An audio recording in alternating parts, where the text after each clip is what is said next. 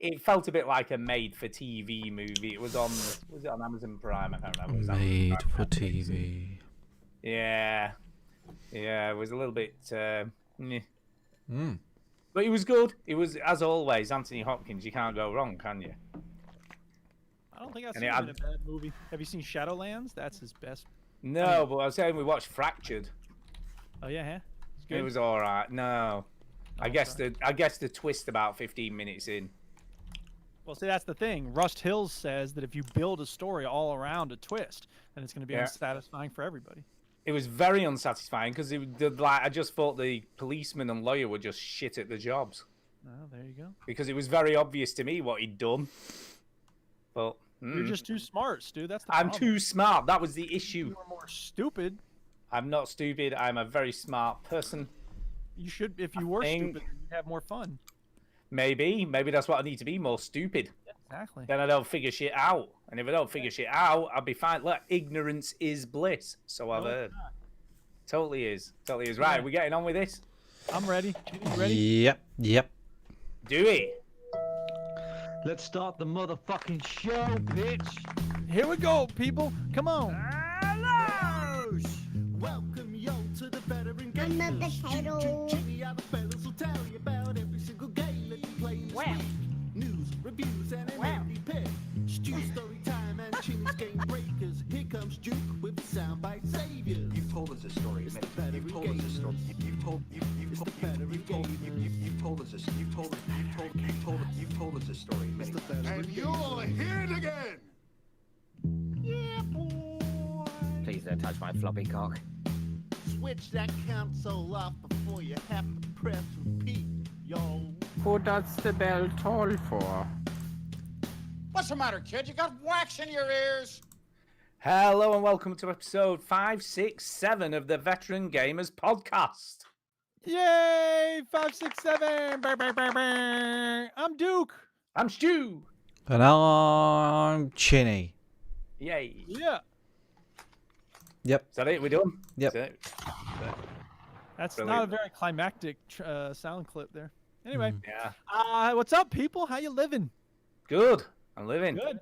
Yeah. I'm living. There's the thing. I'm living. We are living. And sometimes that's the best thing of all, is just being grateful for life. Yes, indeed it is, because I've got a story for you guys. Oh, my God. My favorite time. Story. It's story time. Story sucks. Here's the thing, right? What's the thing?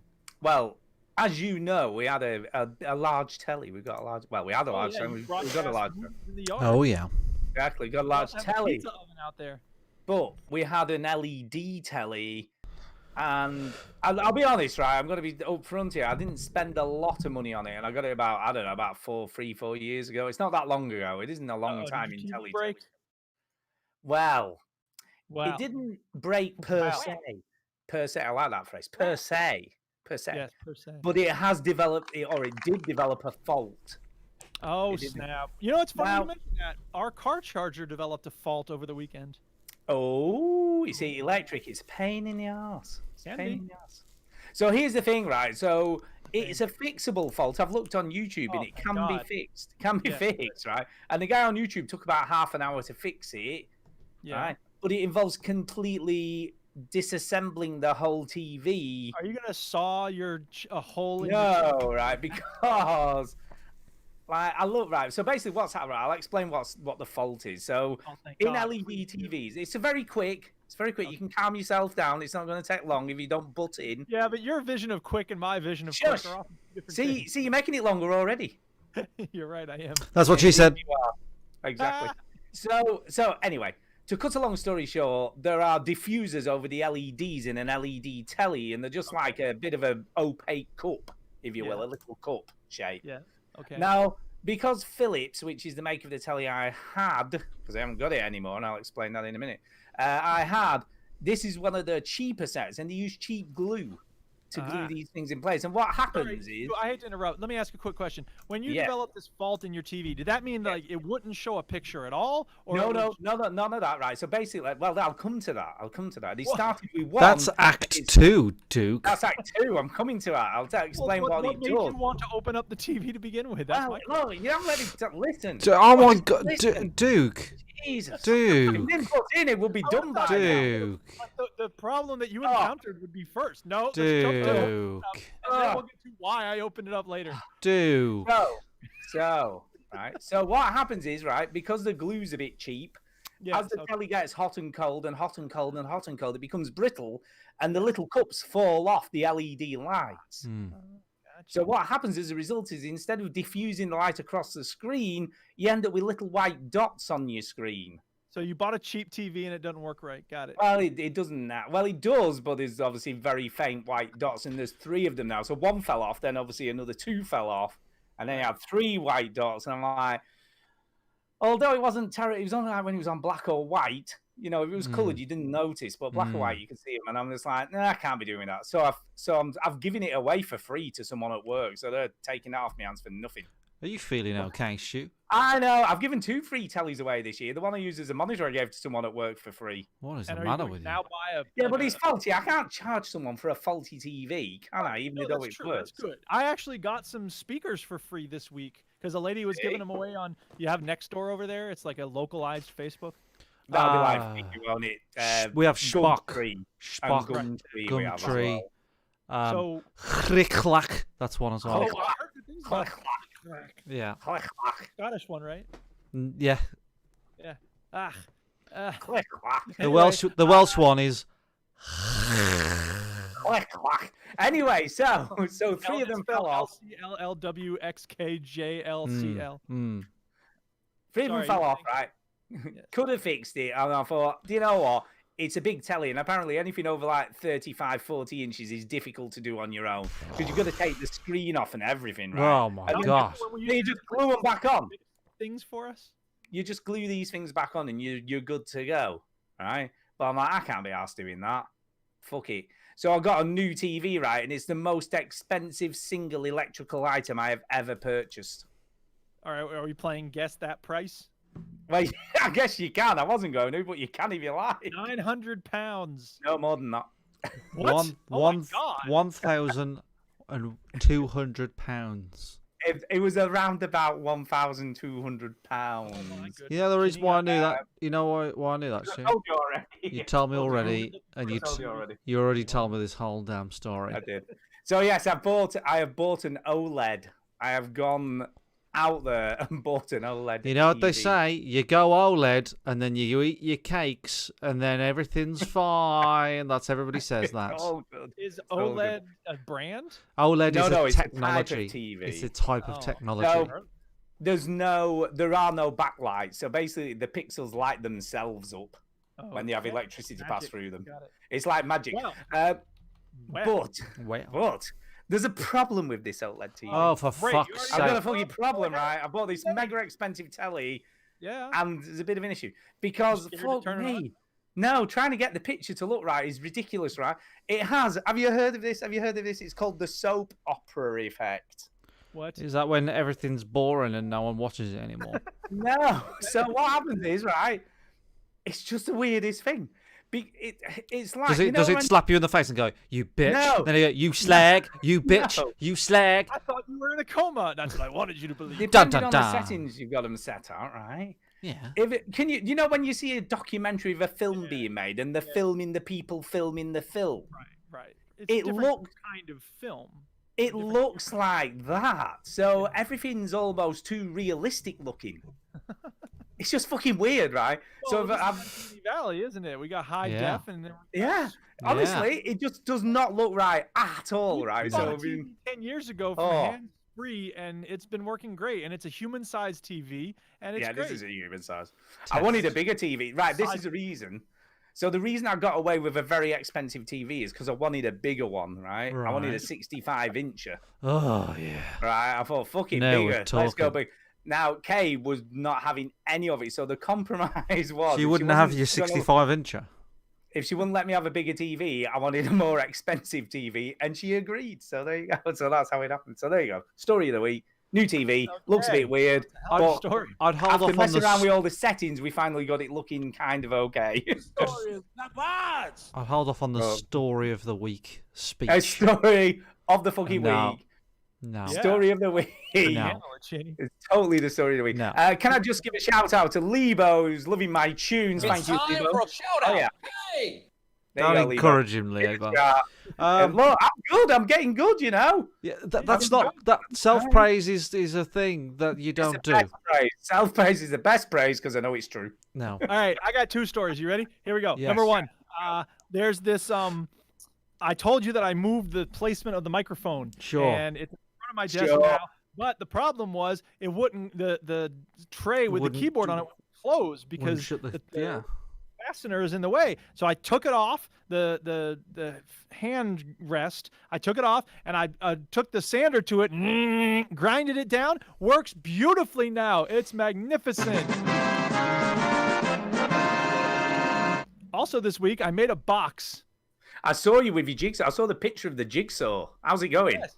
Did it It's work? good. I finished the box. It's not perfect, but it is good, and it holds the drill that I used to build the box. So it's like the Brilliant. box, the drill built the box that it Wow. now lives in. Well, And I well, attached well latches, and I did hinges, and I put a handle. It's like I'm so proud of it. okay. We The all like end. the box. Yeah. Yeah. Well done. Congratulations. I was really close to quitting because I used this wood that the old guy left, the old owner, he left behind. Because I was like, I shouldn't buy new wood if we got wood here. And so I found a slab of wood, and I was like, I'm going to use this. And it's plywood, which isn't great for building with. And it was cut at an angle. But I was like, it'll be fine. So I basically built the box. That's why if you look at a picture of it, it doesn't look perfect because some of the, the sides and the bottom are like at a little bit of an angle, so it doesn't match up on the sides and everything. But whatever, I made So it what work. you're saying is it's a latches up. wonky box. You've made a wonky box. It's a little bit of a wonky box, but I'm so Quirky, it's a proud of the fact quirky that I box. didn't give up and I found a way to keep going and I built it, and I'm very proud of it. It Even is. though it's You not know what, right? And I'm going to say this right now. Say it. I absolutely love the smell of like cut wood. You know, like No, sawdust. That's Oh, I weird. love it. It's to me, it's one of the best smells. I love the smell of You wood. buying some sawdust incense. Oh, do you know when we were doing our decking, I just kept sniffing it all. That's all I was doing, sniffing all the wood dust. Oh, tasty it is. Lung cancer, but it's great. Kenny, do you have a story? No, but I'm just concerned that the drill is loose in that box. Oh, have we got a picture of this It's box? at the back.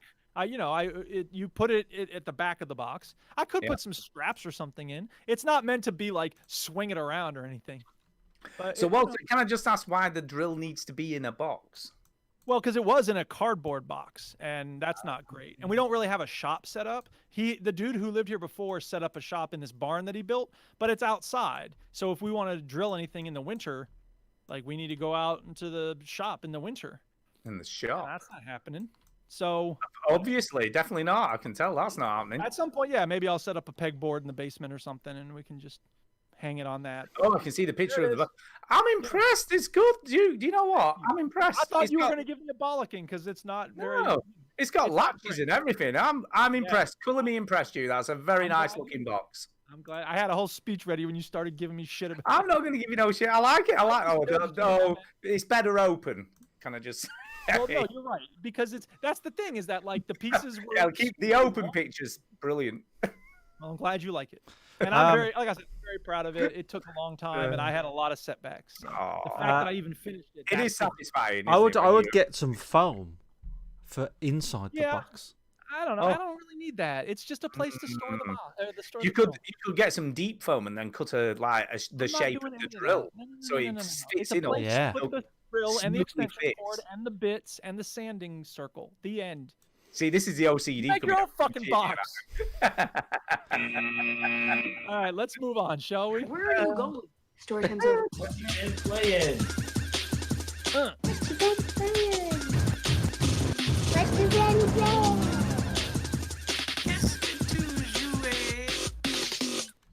Oh, what have we been playing? Have we got the wheel? Press the button, Chinny. Press the button for the We got wheel. the wheel. We got it. Look at that. I tell you, so slick now. That button. You're up, Stu. It's you. Who is up? I'm going to start with what we both played this week, Chinny, because I fucking really enjoyed myself. Yeah. More Phasmophobia. Oh, honestly, it's the best fun I've had in I can't remember how long. There's a VR game. I thought we wasn't It going to was. talk about the sex game that we played. I No, know, yeah. the no, that was poker. fun, the VR Oh, sex. the poker. Yeah, VR pokers. Like, there was some Now, Chinny The said word- this was likely to be his favorite game in VR. I think it probably is, if I'm being totally honest. I don't know. I can't speak for him, Did it but sell you? Are you now glad you have this VR helmet? You're never going to sell it? No, I might sell it, but no, it's fine. It's the poker's fine. It's good. It's a good laugh, and I've been playing with more people that I know now. So I've been playing with Yeah. Step J, Peds, their friend Shan, I think his name is, and of course Stuart. yeah. It was, do you know what, right? And I said this at the time, it's the closest to going out that I've done in, I can't remember how long. Because we were sat round the table, we were just chattering, Chinny was drinking a brew, Yeah, like you do. smoking. virtual- I was A smoking. virtual I was brew. smoking. I was smoking Can a you cigar. Can you do what? Can you smoke meth? No. No. You can vape if you want to do that. So you can vape cigars, cigarettes. People were putting horses on the table, little miniature horses Little for some donkeys. reason. Yeah. Little donkeys. Okay. I don't know. It's a bit weird. Is it hard? Rubber Let me ask ducks. you this. You have to pick up chips to bet. Is it hard to pick up exactly No. the number? No, because what happens is you've got your chips to the left, but on the right you've got like a circle. So for example, whatever's in that circle is like that's what you've got to put in to play on. So if somebody raises, it automatically puts in your chips in right that amount circle. of coin. But if you wanna like raise it up, you can easily select like oh I want 50 chips here, $50 here, just to put that in. Not too bad. So the fine motor skill of like picking up chips isn't really a thing. No, no. It's, and like to the person on the video here on the video stream's not really because you can say your cards are face down on a table, and you want to kind of pinch them upwards to kind of look at the top of them. Right. What you do is you hold the trigger and you kind of twist your wrist, and it'll really like pinch the cards really well. And if you want to grip the cards, you can, and you chuck them in. So and you all can sorts. do those fine motor things, but you don't really have to. Yeah, exactly. It's all pretty intuitive, to be honest, Duke. It's only when you want to raise that you have to sort of be a bit more specific on how much you want to raise and stuff. Gotcha. And then let me ask you this: I assume it's Texas Hold'em. Poker? Yep. I'm bad at figuring out this person won with two hands, and I like it when the game says they had two hands. Does it tell you that? It tells you that. And another thing what it does as well is when it doesn't tell you when the game's going on, but when it's your turn, it tells you what you have. And I don't know if Stu noticed this, but there's dots above your cards, and there's basically I think it's like a 5-dot system. If you've got 5 dots, you've got a really strong hand. You've got a flush or a straight flush. I saw that, but didn't know what it meant. So when it's your turn, it'll say you've got 2 pair, and sometimes you realise, oh, I've got a pair. I didn't see the pair that was on the deck. So For a straight, you've got to watch for those. You get a straight or a flush, and it'll tell you. It doesn't tell what you. It doesn't tell you what you could have or anything like that. It tells you what you've currently got. But so you've got to look at. So there's an element of it's held in your hand. You can see on the screen there it says pair just above the cards. You've got 2 dots, but sometimes you'll have 3 dots because you've got 2 pair or 3 of a kind. If you've got 4 or 5, if you've got 5, I think flush would count as a 5-dot sort of hand basically, and that's a really strong hand. You should probably play.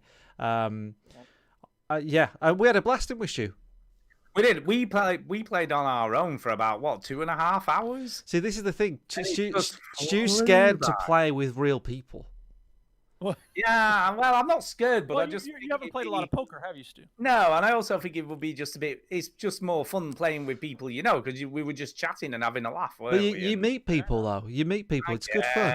So Laugh playing with people you don't know. So yeah, exactly. So let me tell you about something that happened to me in poker. Right, I thought I've got 10 minutes. I'm gonna put the poker on. Put it on, and I'm in the lobby of the poker game. And the lobby's just there's a spin wheel where you can spin. You get every 8 hours it resets. So if you spin it, you can't. Yeah, spin so it you get from- more chips basically. Get more You chips. get more cash. And the lobby's just people wandering around. Do you know what I mean? People wandering around. You can talk to them. And I was in You there. play slots. I was in there, and this guy was like, "What the fucking? What the fucking hell? What the fuck? I can't fucking." He was having a hard time. And then he looked at me and he went, "Here, mate, how do I fucking like mute my? How do I fucking like get my menu up?" No, that was it. The movement. He wanted to change the movement. So I said, I can't fucking move right. And I was like, you got to press the watch. The watch is the menu.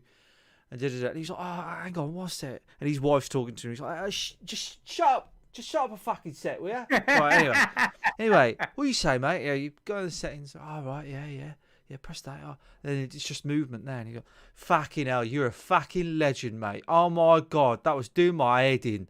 Anyway, he said, "How long you had this game for then?" And I was like, "Oh, I've been playing it about a week." He's like, "Oh, fucking hell, I don't know what I'm doing. I was like, "Well, you know, like, you do this and you can spin that." He's like, "Oh, right, yeah. You should get in the game. You press that." And you go, "Oh, mate, this is fucking mint. Oh, fucking hell, you're the first person I spoke to. You bloody, this is great. Can I add you as a friend?" I was like, "Yeah, you can be as a friend." Like, "All right, well, I've got to go. The missus got the food on, but if I see you on, I can join you, yeah?" I was like, "Yeah." And that's what it's like, all right? If people are friendly, there are kids, there are people dicking around, but honestly, like, I've joined tables and I go on and I'm pretty quiet because I don't know anybody, and that people are just talking. I found out that Biden won the election through here. Like, people were just talking about that. And then How weird is that? And then one woman was like, "I do not want to talk about politics while I'm playing virtual poker. Can we just stick to the poker? Oh my God." You know, she was kind of being funny. And, like, you know, people, like, say, "Oh, where you from?" I'm like, "Oh, yeah, I'm from the UK." I was like, "Oh, where you from in America?" Like, and I spoke to a guy from California, and he's like, "Oh, where you from in California?" He's like, "Oh, you know," and I think he was from San Jose and all this sort of stuff. And I was telling him about my honeymoon and all, and it was just cool. You just have a little chat, and then sometimes you get a kid come in, and they just go, "Oh, what the fuck, man? Suck my dick," you know. And then you can mute them with a remote, and they just turn into a little mannequin. You just point to them and the mute. And that's it. You just mute them, and then it's over. Like, it doesn't matter. So, I mean, the one thing I'll say is Jay was very funny because I chose it was like a space station, wasn't it? Yeah. That we were playing into, wasn't it? And he was just sat there looking around, going, "It's like being in Mass Effect. yeah. It's just amazing. I can't believe it." I don't know why he hasn't seen it. That's a very, like, old stage. I've seen that stage in poker, like, many times. I don't know why he's never seen it, but No, it is cool. It was cool. It was cool. Just sat there next to Saturn, you know, with spaceships docking and then like leaving and stuff. Yeah. It was just. And, Well, like, you start doing, like, I obviously start doing stupid shit. So, like, it was very funny. Your selfie camera. like, well, there's that, and I like, when the ships were flying past outside, I were pretending that they were buses and go, "Here we go. It's fucking 5 minutes late, this fucking ship. What the fuck is it?" You know? And you start having, obviously, you pretend to suck each other's penises. That's just standard when you get men together. Then, what's the matter, Duke? What's the matter? What's the matter? Do you not do that? What? You're not comfortable in your own sexuality to do that? Get over yourself. Comfortable. I just didn't think of it as normal. Yeah, it's totally normal. Yeah, totally normal. You know, and so, you know, you do that, and then I think what you left at this point, Stu, but like, I went all in and stuff like that, and I pretended to cry because I lost all my money. I was like, "Oh, fuck it, I don't want to fuck it." And it's just like stupid shit. Like, you can see the person moving, you can see their head tilting very slightly. You know what they're doing. It is good. It's very realistic. You know, for a little bit, you almost forget that you're not in a real place with other people. You know, and I know you do because it is obviously not, but it is a cool departure from the real world. I've got to say, totally. I just really loved it. I mean, the only biggest issue I had some very dodgy technical issues towards the end, and it just kept crashing on me all the time. Yeah, you had some dodginess. Yeah, but that was only after there was an update the same night we were playing it, and it was after the update. I updated it when we came out to join again, and that's when I started having issues, and it just kept crashing and stuff, which was a bit of a pain in the bum. Yeah. But there's someone crawling under the table on this again. But yeah, it's very cool, a lot of fun, you know. And I kind of just held my own. I you know, I lost a bit, won a bit, lost a bit, won a bit, kind of thing. So, No, it was good. It was good fun. it was very good, very good. And yeah, we're gonna try. Are we gonna go for Wednesday again this week? We're gonna try. And play Let's again? see if we can do Wednesday. Yeah, let's do Wednesday night again. Let's see if we can. Well, it's Thursday, wasn't it? But let's try and do Wednesday this week. Wednesday this week. Yeah, yeah. We'll try and do I've been Wednesday. working like crazy this week, so I know. Well, we were meant to play on Wednesday, and you were working till like 9 o'clock. or work something ridiculous. until 9 o'clock, and then working late on Thursday, and then worked an hour late on Friday, and then I worked all day Saturday. Wow, but that's good. I'm guessing that's a good thing. Sure, why not? Sure, Why not? sure it is. Sure it is. But yeah, total thumbs up for Poker VR. If you've got it, you want to play with us, just message us and we'll get a game going Wednesday. Let's do that. Nice. Nice. We should say in the chat we've got James Bevan, Lebo855, and Rainy Lamb. Rainy Lamb's in Lamb. Thanks for watching. Thanks for joining Yeah, us. thank you, people. Rainy Lamb. Okay, should we do the wheel? Shall we, Stu? Yeah, do the wheel. Spin the wheel. Spin the wheel. It's Duke. Duke! Yeah. So I've been playing Guild Wars 2, as I said last week. And I just have a couple things to say about this. First of all, I need to give a special shout out to the combat in this game, because there are a number of third-person sort of isometric. I guess this isn't isometric. This is third-person, but it's a third-person action game on par. I think the combat in this is actually better than the combat in Diablo. Whoa. I know. That's a bold Whoa. statement. And the fact that this is free to play now, I think speaks very well to the quality of its creation. And, you know, look, the stories aren't anything to write home about. They're decent. They're not amazing. It's mostly about, like, you know, completing a section. And it's funny, I found this Let's Play, and the person basically is using the same kind of build I have. So I'm like, yeah, I do that when I'm fighting with the bow and arrow. Anyway, you've got, you know, it's not just click this. A lot of MMOs are, excuse me. Sorry, I had to cough there. A lot of MMOs are just sort of click the monster to attack it. And then there's this, you know, sort of fighting animation that happens over and over again. That's not the case in Guild Wars 2. Uh-oh. Duke's I mean, got the you Rona. Yeah. Oh, I hope he hasn't. You can. No, I don't. You can. I can taste things just fine. So that's one of the big things. Can you smell shit? Have you stuck your face in a garbage can? Smell shit. Yes. You can just let the main combat go, but you have these 5 actions at the bottom, and then you have other, you know, skills for your specialization. I have this spell I can cast that summons these demon dogs to fight with me. You have a pet with you. I have a spider that's like attacking the monsters that I'm attacking. So it's just, there's a lot of different elements to it. And once you reach level 80, you have access to these things called fractals, which I don't really know what they are. You have these dungeons that you need a group to do. I'm not even bothering with any of that stuff because I've only explored like 40% of the map, even though I'm level 80, which is the level cap. It's all about just, you know, at this point for me, it's about, you know, the main story, which I still haven't finished, and exploring the map. And there's a huge map with all these different areas, and, you know, there's tasks to complete in each area, and, you know, you discover all the different points you can discover. And then there's these like jumping puzzles where you can get like to the top of this cliff.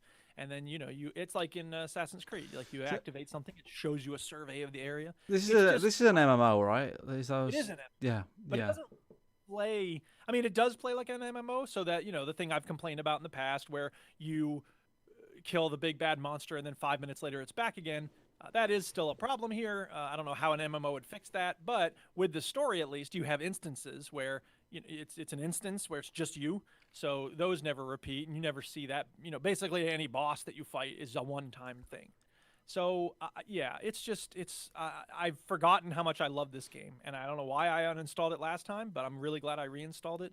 And I just want to say that Guild Wars 2 is amazing. Is it's scratching the itch that you had for this? Really scratching the itch for that. And that's the thing, is that it's like, it's a role-playing game. You have a sword. There's monsters. You get better armor all the time, and you just hack and smash and slash and cut and shoot arrows, and, you know, you rid the world of baddies. That's the fun thing I was looking for.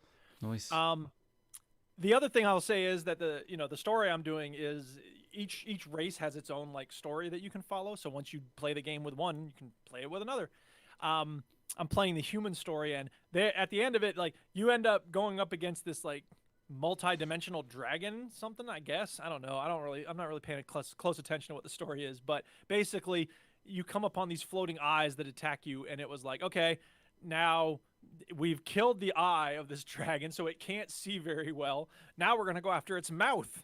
And so I did this mission where I think we killed both of its eyes, and then we killed its mouth, the monster that was serving as its mouth. And then they're like, okay, now we need to plot what's next. I'm like, do we really need to plot what's next? I mean, this dragon now can't see anything and he can't eat. Don't you think he's likely to either go away or be completely useless when he tries to attack people? Just hang around for a little bit. Oh, you're fine. I guess so. So I just thought that was weird. It's just a bizarre storyline. But anyway, yeah, Guild Wars 2. It's a lot of fun. And it's totally non-stress. That's the thing. I can play Rocket League, get stressed out about that, and then after I win a few rounds of that, I can unplug, go to Guild Wars 2, and just chill. You can just chill out. Totally chill. Chill. Chill. Nice. Well, I might as well go next if. Just go. Do it. So the thing that I wanted to talk about, haha, got the webcam. Thing I wanted to talk about was Extra Life. Yeah. Of course, yeah. Did you do Extra Life? Extra Life is coming up, and I'm going to do it. So it's not been then. I thought it'd been with Dan. Well, sorry, it has happened. Right. Let me right, okay. let me rephrase that. Extra Life has happened. I haven't done it yet. Because I'm an awful person. Kenny's Extra Life is coming up. My Extra Life. You're an awful person.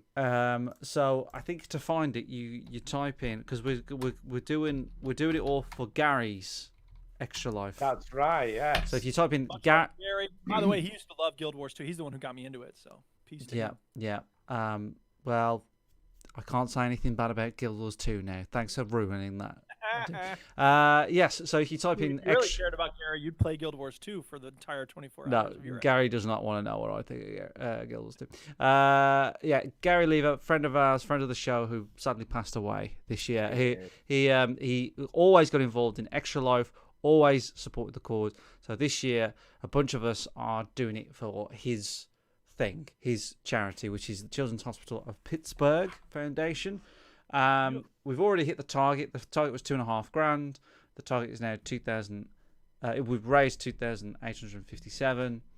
So we've smashed the target. So I'm the icing on the cake, I suppose. Let's see what we can do. Let's see. We'll make our own mini target, right? We'll see if we can get to 3.5 or something like that.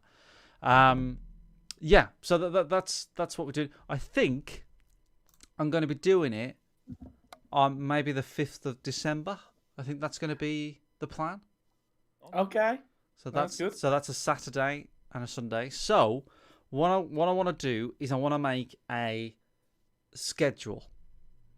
I know this isn't new or unusual, but I've never done like a proper schedule. I'm going to make a proper schedule, right?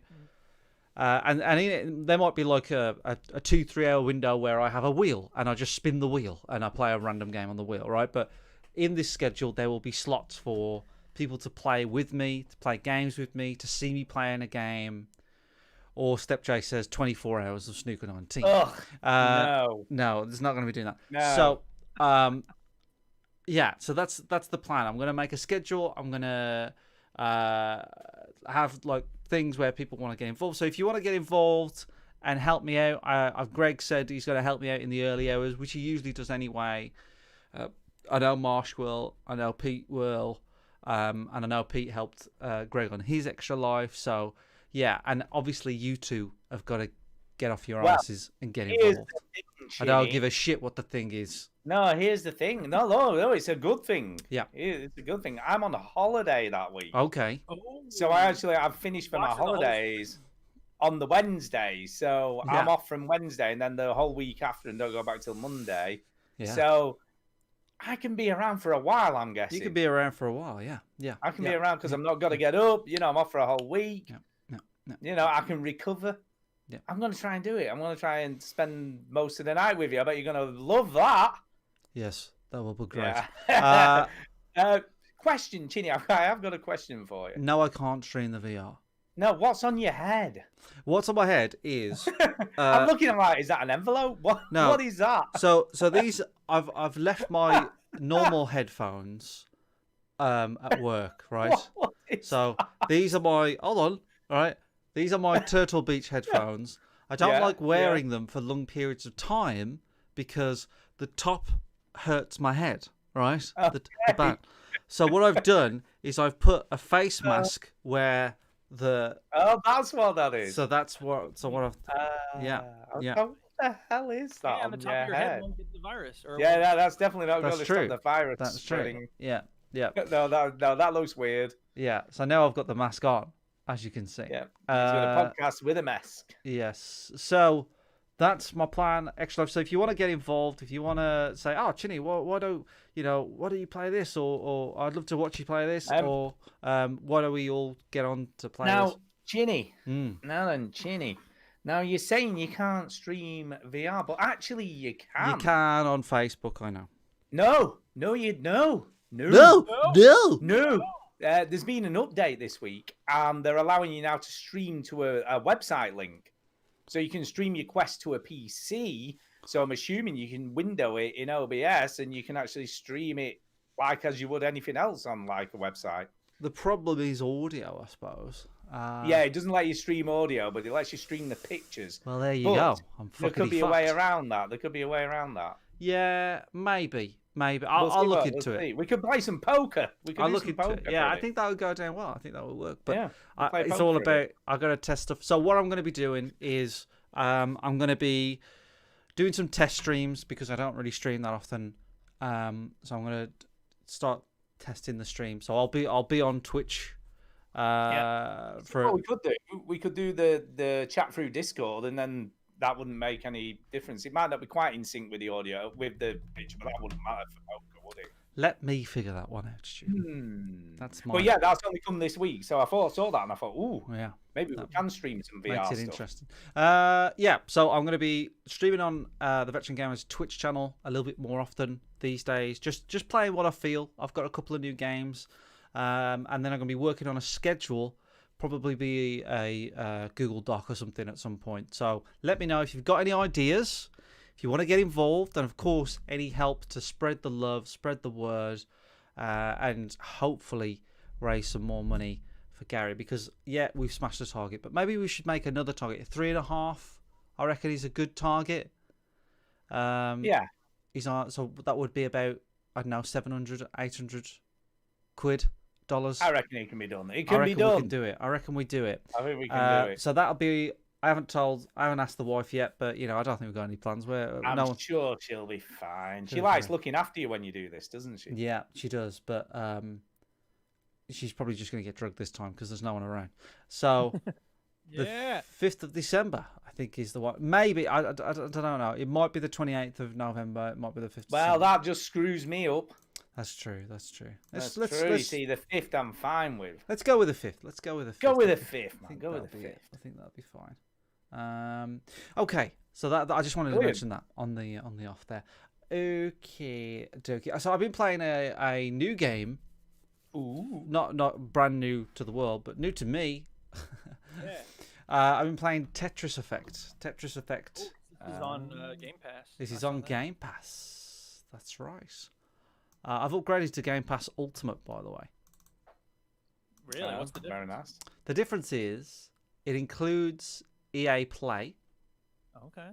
It includes Xbox Live Gold, and it includes playing on your PC. Okay. So you've got basically you've got the EA library, able to play it on the PC, and the Xbox Live Gold, which I'm paying for anyway, bundled into one, and it's in the long run it's a bit cheaper. So, well, it's the gold coming with it makes it all just, it's a no-brainer basically when you do the maths. And yeah, so Tetris Effect, pretty cool. It's very cool. So obviously it's Tetris. There's nothing new about the Tetris part of it. Yeah. But the crazy thing about this one, and I think Stu, you've talked about it, is just how insane the music is. It's brilliant. And it's not it's contextual, so it's making music as you're moving the tetronomes and as you're making lines and all sorts of stuff. Say again. They're called tetronominoes, but it doesn't matter. I was just being pedantic. Yes, and it's very good. I really like it. But I'm playing the campaign sort of thing at the moment. Like I think it's called like the journey mode. Yeah. But yeah, I'm playing that. Yeah, I don't really like playing that because it gets quite hard at some points, and I feel like what it does is it goes in waves. So as you get to about is it line 25 or 28? I think 28. Yeah. It goes super fast. Yeah, that's it. It's like shit, yeah. And you get to that. I don't know what's happening. So I'm not sure if I like that. And I think there is a mode where it's just kind of like a fucking chill mode where you're just playing Tetris constantly with the trippy stuff going on. So I'm going to be looking to do that mode, but I'll keep playing it. So I'm guessing you've not played the VR then?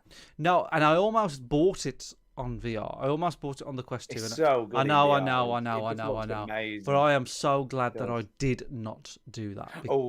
Because it's on Game Pass now. I know it's free, but flip it. Yeah, but it's 20 quid. And like, can you play it in VR off Windows Store? I wonder.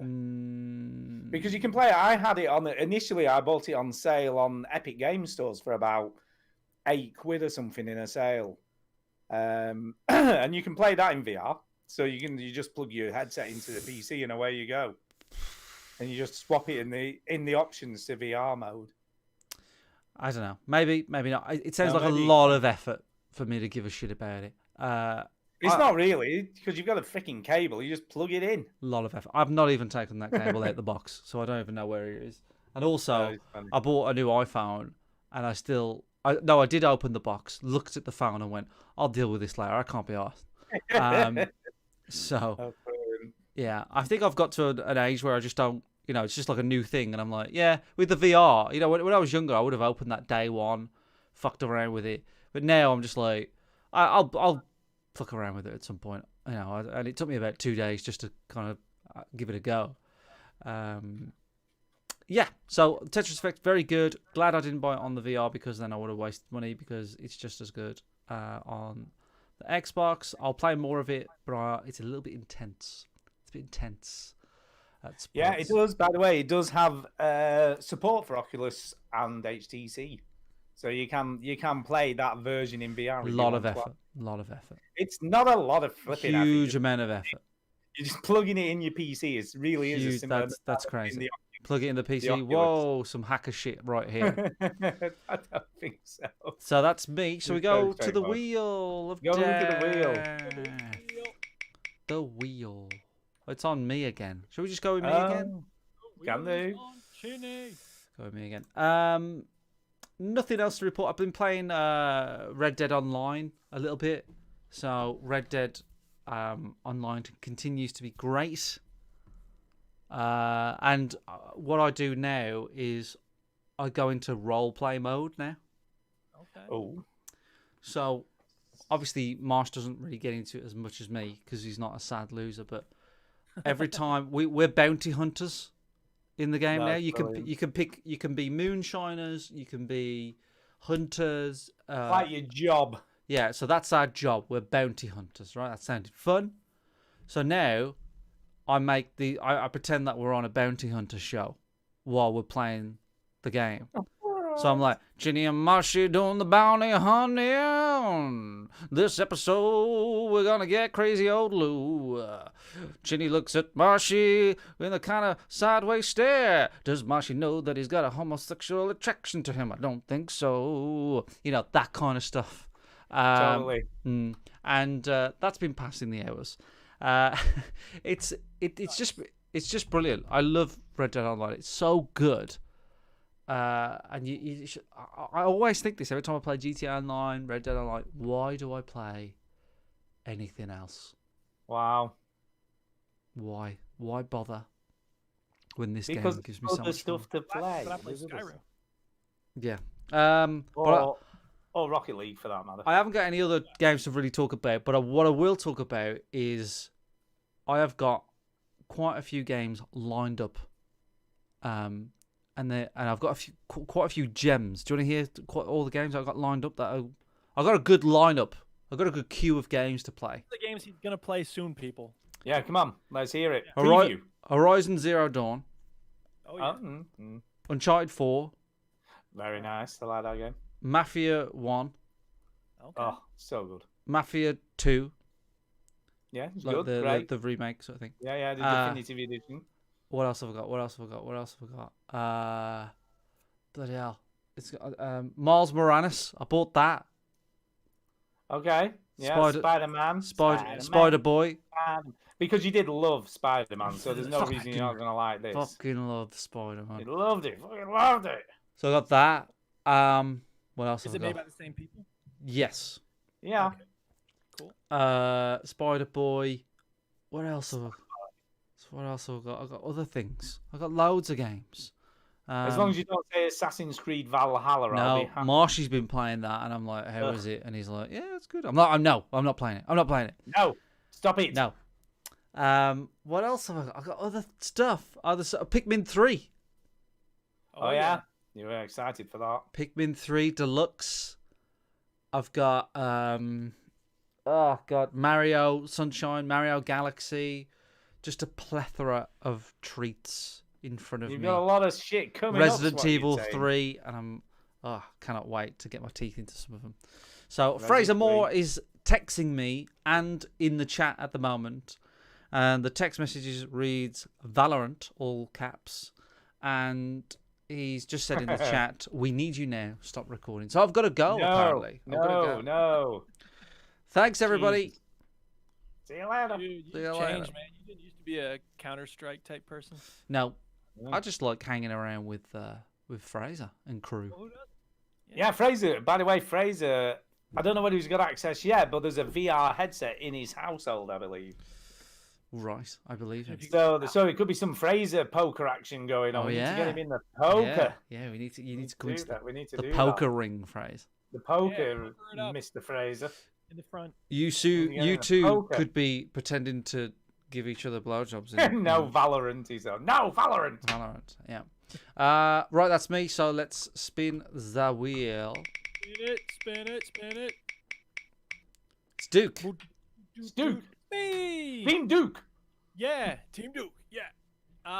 The soundboard's way over there, so I can't be bothered. Sega had some giveaway where they gave away this Genesis, I guess you called it a Mega Drive emulator, and that they always give that away, but they gave away Sonic 2 for free, I guess. Ugh.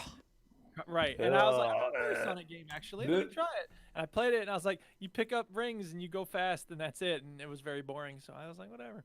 But they do have Golden Axe 2 and 3, which I've never played. I loved Golden Axe 1 back in the day, but I never played Golden Axe 2. So I don't know. At some point, maybe I'll play that. Who knows? That's not important. What is important is there's another game that was free to play that is called Perfect Vermin.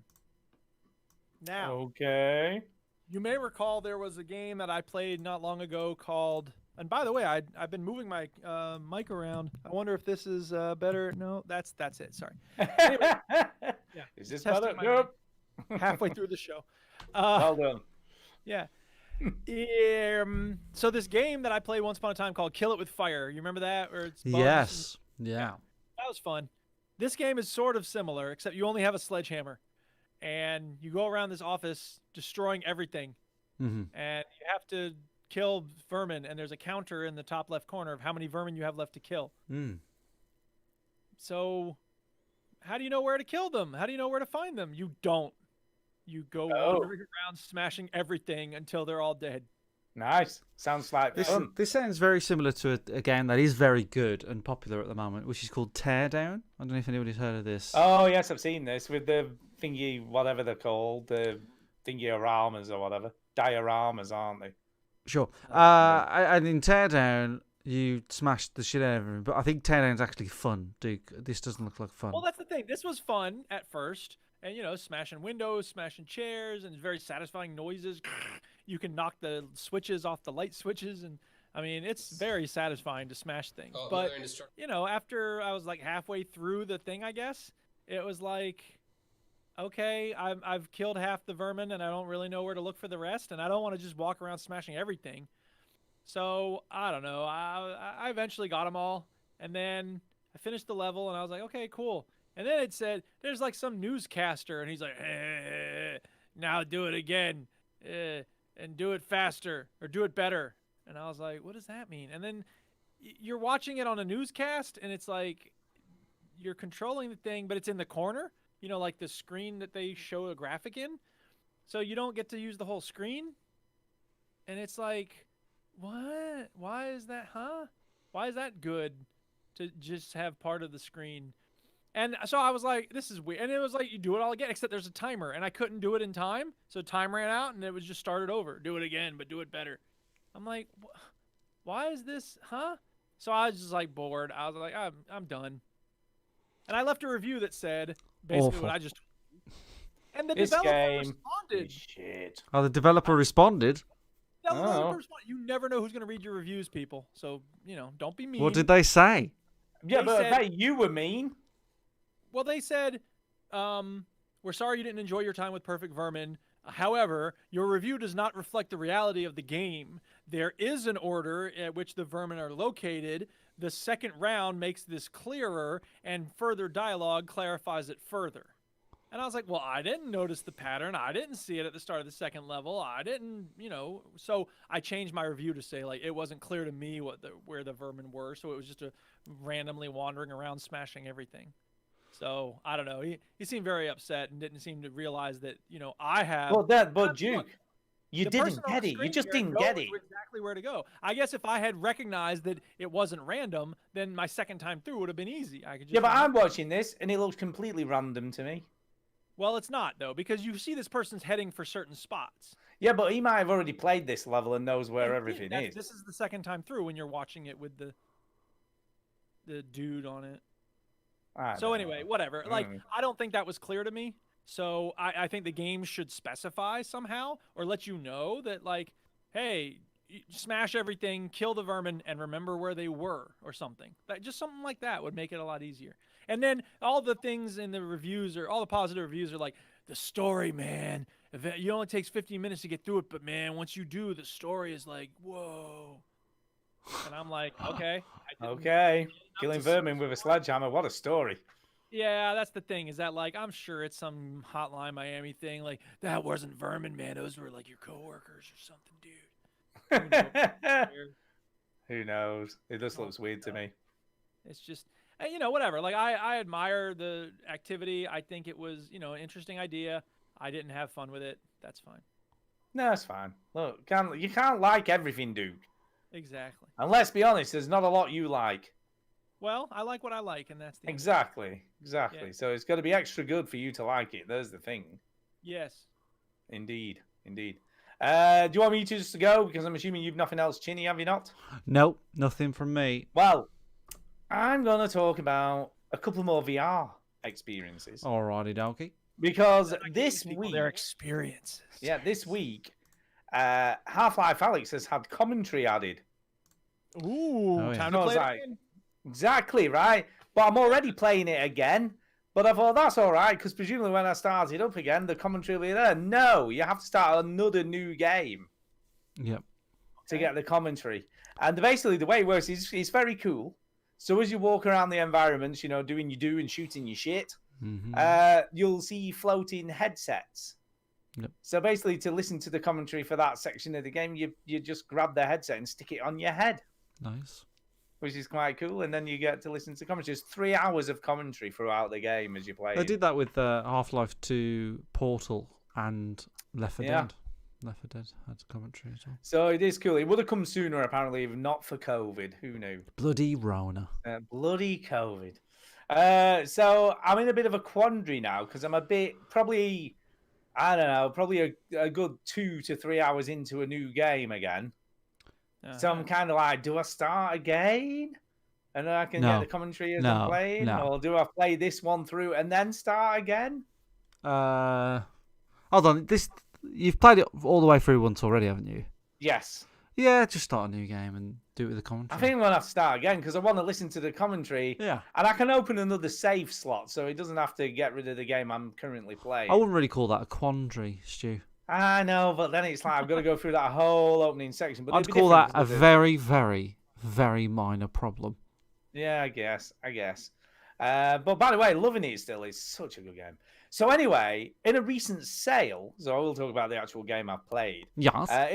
In a recent sale, Fallout 4 VR was on sale for about £6 or £7. I forgot they did that in VR. I know, right? Bethesda, now you got my attention. Now, here's the thing, though. It was made exclusively for Vive, so the port worked with Vive ones. Right. I assume that was still the thing, because if you go to the store page, it doesn't mention Oculus Rift. So the store page on Steam just says Vive, and I thought, well... And then I read some reviews after I bought it, people saying, oh, it doesn't work very well with the Oculus controllers because it's like mapped for a Vive controller. So I was like, oh, well, I'll give it a go. No, they must have done an update at some point, so it works perfectly fine. Nice. And it's pretty good. It was way better than I was expecting. Moving massively. Around Skyrim, you just tap where you want to warp. No. Well, it had when you start up the game, it has like you in a warp mode, which is terrible. Yes, because it literally only takes you about 3 feet in world every time you do it. Oh, sure. Which is terrible because you need to go further than 3 feet at a time if you're backing away from an enemy or something, right? So I'm like, this is shit. Yeah. So I went in the settings and you can enable free movement, so you can just like move like you would with a normal controller. But doesn't that cause motion sickness? It does for some people. I have never had any sort of motion sickness in VR with anything, so it doesn't bother me at all. Okay. So I've had no issues. It took me a while. It does not do a good job of like teaching you the controls. Yeah. If anything, it does a terrible job of it. So you can see this guy's moving now, and he's barely moving. Yeah. Right. It does a terrible job. Using VATS. Oh no! Well, the VATS actually is quite interesting the way VATS works. I don't understand why he's not using it. That's because he's shit It's at not the game. turned on. Maybe it's just the tutorial at the start of the game. It's not turned on or something. Yeah. No, you get it straight away from the get-go. it's because he's shit. But like I just said, the game does a terrible job of teaching you how to play. Yeah. It does a terrible job. But yeah, once you get your head around the controls, the Pip-Boy's weird. Yeah. Because the Pip-Boy's, rather than like you'd expect to just lift your wrist up and look at it, yeah, it doesn't kind of work that way. It's sort of a weird vertical when you lift it up, and then it goes horizontal when you get it up to a certain level. And it's huge. It's absolutely enormous. He's shooting this roach in the butt. Yeah. Anyway, so it's enormous when you get because it fills. Yeah, it's enormous. Then you get your head around you've got to press Y and X to move, and then left and right to go up and down, which is very unintuitive. Right. So it takes a little bit of time to get your head around it, but once you've done all that shit and got your head around the way the controls work and the way everything in the game works, I'm actually a little bit impressed. I'm telling you now, right? I played it for probably 2 hours this morning. Yeah. And I've already easily had my £7 worth because it's actually way more impressive than I thought. I thought it was going to be terrible, I'll be honest. I thought it was going to be a bit of a afterthought implementation of VR in a game and it'd be a bit shit. Yeah. And it's actually really good. I'm having as much sort of impressed with this. Not quite up to Half-Life Alyx standard. Yeah. But cool. When you're in in the power suit, right? Yeah. So you get in the power suit, you've got the display like all around you, in front of you and stuff. Yeah. It just looks cool. Everything, it's a bit weird. You don't pick anything up. So like if you open a door, you just press A to open a door. You don't actually physically grab it like you do in most VR games. But I don't really mind that. It doesn't bother me too much. But yeah, and I like the way the dialogue system has been implemented. So that's just on your right thumbstick, and you just go up, down, left, right to pick a reply. So that were fine. So how does the VATS work then? So the VATS, you press is it Y or X, the top buttons, on the controls on either side. And then when you point your gun at the enemy, it just highlights whatever part of the body you're pointing at. Right, and obviously gives you the percentage chance. And that slows you're gonna down time and stuff. Yeah. and slows down time in the exact same way. You just press the the grip buttons reload. Yeah. So that just does reload. You're just clicking the thumbstick and to choose the weapon. Okay. So that works that way. It's just once you get like I said, there's a little bit of a learning curve with the controls. Once you get your head around that, fine, absolutely fine, and it looks actually pretty good. It's not obviously the most graphically brilliant game, but then when did this come out? This came out 2015. Yeah, so it's 5 years old. It is starting to show its age a little bit. You can see the guy in VATS now. So is it getting a downgrade, it being in VR or not? No, it works really well. It looks pretty sharp. I've got all the settings maxed out, and it's fine. I'm really gonna play this now. And what was really weird, right? I did exactly the same this time. The Minutemen are like, "You want to come with us?" I'm like, "Nope, I ain't building no shit. You lot can fuck right off. Go and take your fucking crafting table with you. You can fucking stick it up your ass." You want to go with the Brotherhood? They're a bit boring, but they've got a whole ship. You don't have to make nothing. Yeah, I think I'm going to do it because I did the railroad last time. Railroad, free the slaves. Yeah, well, that's what I did last time, so I'm going to do it different this time. I joined the bad people on my playthrough. Yeah, I think I might do that. I think I might go with Sean's group. I always think like I'm going to do a different kind of playthrough. Nope, I end up. It's like Skyrim. I'm going to do a different kind. Nah, I'm a stealth archer. Everybody's a stealth archer on Skyrim. Yeah. But no, very impressed. I'm totally impressed. Did you finish Fallout 4? Yeah. I did a railroad story. Right. So, but here's the thing, right? I went into this, right, just to play it, to say, just talk about it on the show tonight and say what I thought about it. But now you're in. But now I'm fucking in. I'm like, invested. you know what? I thought this was literally going to be it's all right. It's a bit shit. It's a bit jank. Now I'm not going to play anymore. Maybe it's because your expectancy level was so low. Definitely. No, totally. Because I couldn't be doing with what he's doing, though. That would drive me fucking potty, that, like, moving because this is an audio show, Stu. I'm just going to help out. Yeah, sorry. He's doing the teleporting. He's warping by... Well, you can only move to where you can see, and then it's, like, barely in front of you. So, like, whereas normally the movement is very fluid. You jump off of stuff. You run onto things, like... No, not this time. And then the other thing, in most VR games, you can actually usually warp quite a long way. Yeah, usually. But for whatever reason, in this, it seems to only let you warp about 3 feet at a time. Yeah. Which would be very annoying to me. Like in Half-Life Alyx, you can warp a long way from where you stood, which is fine, and that's what I did in Half-Life Alyx. That's the way I played that. But in this, I'm totally free movement. It's fine. I'm really loving it. It's great. I'm going to play way more of this than I thought I would. And it worked fine with the virtual desktop. There was no lag. There was no input issues. And it looked fine. It just worked really, really well. So totally recommend it. Chinny, get virtual desktop, man. You need to set it up. You need to get it set up, man. All those games that I mentioned earlier, none of them were VR. No, but would you not like to give this a go in VR? And it's cheap as chips. No. I have played Fallout 4. It is done. Yeah, okay. Fair enough. It is. And I know I've played Mafia 2 before, but that's one of my favourite games like ever. So I want to play it again. And it's been remastered. So... No, that's fair enough. Yeah, Fallout 4. If they remastered Fallout 3, I'd be like, I'll play that again. But yeah. Fallout 4, I liked it. I thought it was a really good game, but I've got no desire to go back, even if it's in VR. I'm just done with it. Yeah, so. No, that's fair enough. Anyway, Duke, back over to you, I guess. Back over to me. I got one more game to talk about. It's called Raji. This is a game that I don't know if it was made by people from India or Indian descent in the U.S. or Europe, but it's using Hindu mythology and a story about a young lady whose brother gets kidnapped by these demons, and then she has to run around and fight them. It feels kind of like Prince of Persia 2.0. Yeah. You're climbing stuff, you're jumping things, but there is combat every once in a while. The graphics are absolutely gorgeous.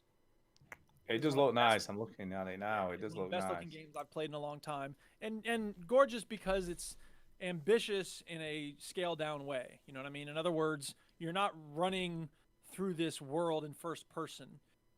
You are moving through it, and it's a large world that you're moving through. When they get to cutscenes, they do it in this kind of shadow puppet style, which is fine. There were certain points when I was like, I want to keep going with playing it, because there's a pretty long cutscene at the start of it too, and I'm like, I want to just play the game.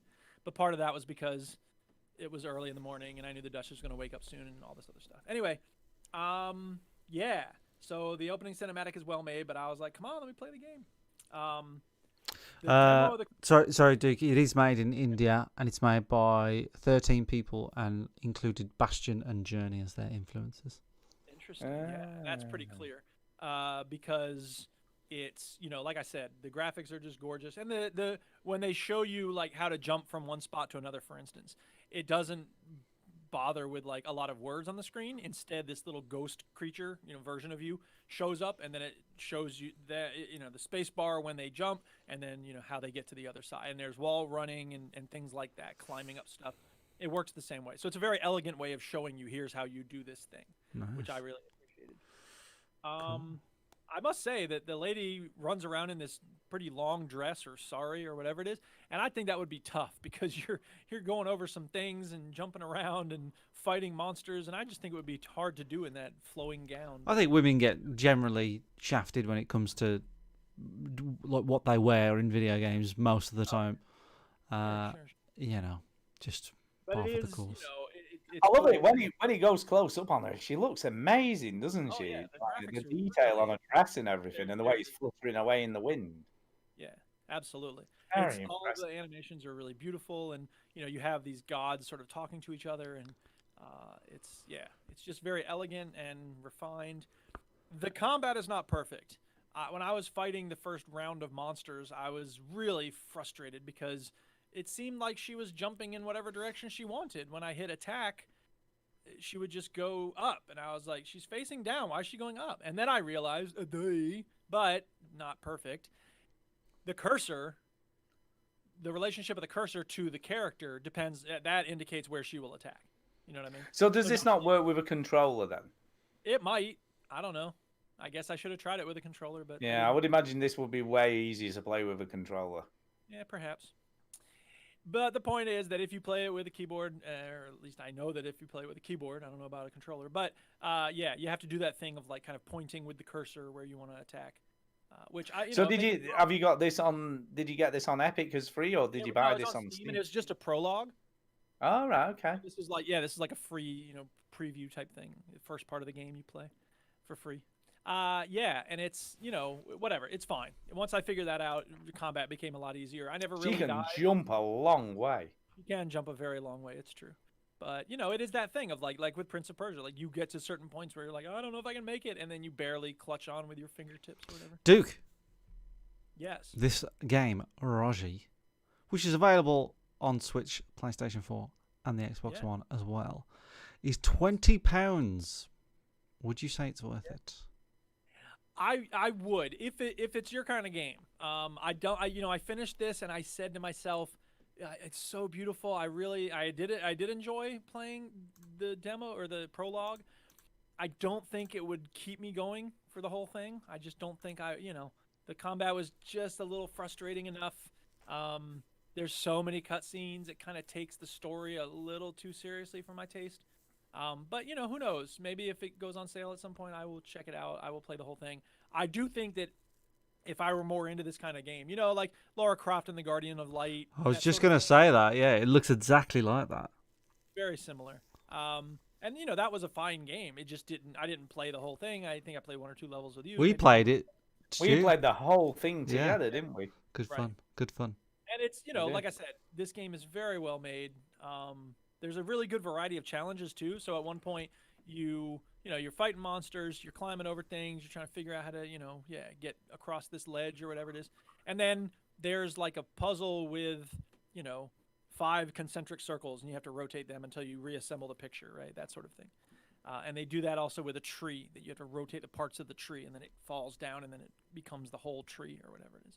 So, I was very impressed by the variety of activities involved in the game. I just think the combat's a little off, but it's not anything that should dissuade people if they think this could be good for them definitely check it out because and the prologue is free on Steam at least, and yeah, well worth your time. Just really well made. Very good. It's interesting to get a game from India, isn't it? We don't get many games from. Yeah, oh, totally. India. And who knows? Maybe there's others that we don't know about, but yeah, yeah, it's just gorgeous. I can't say enough about how nice the graphics are. So cool. Cool. Yeah. Yep. Anybody got anything else, Stu? You got anything else?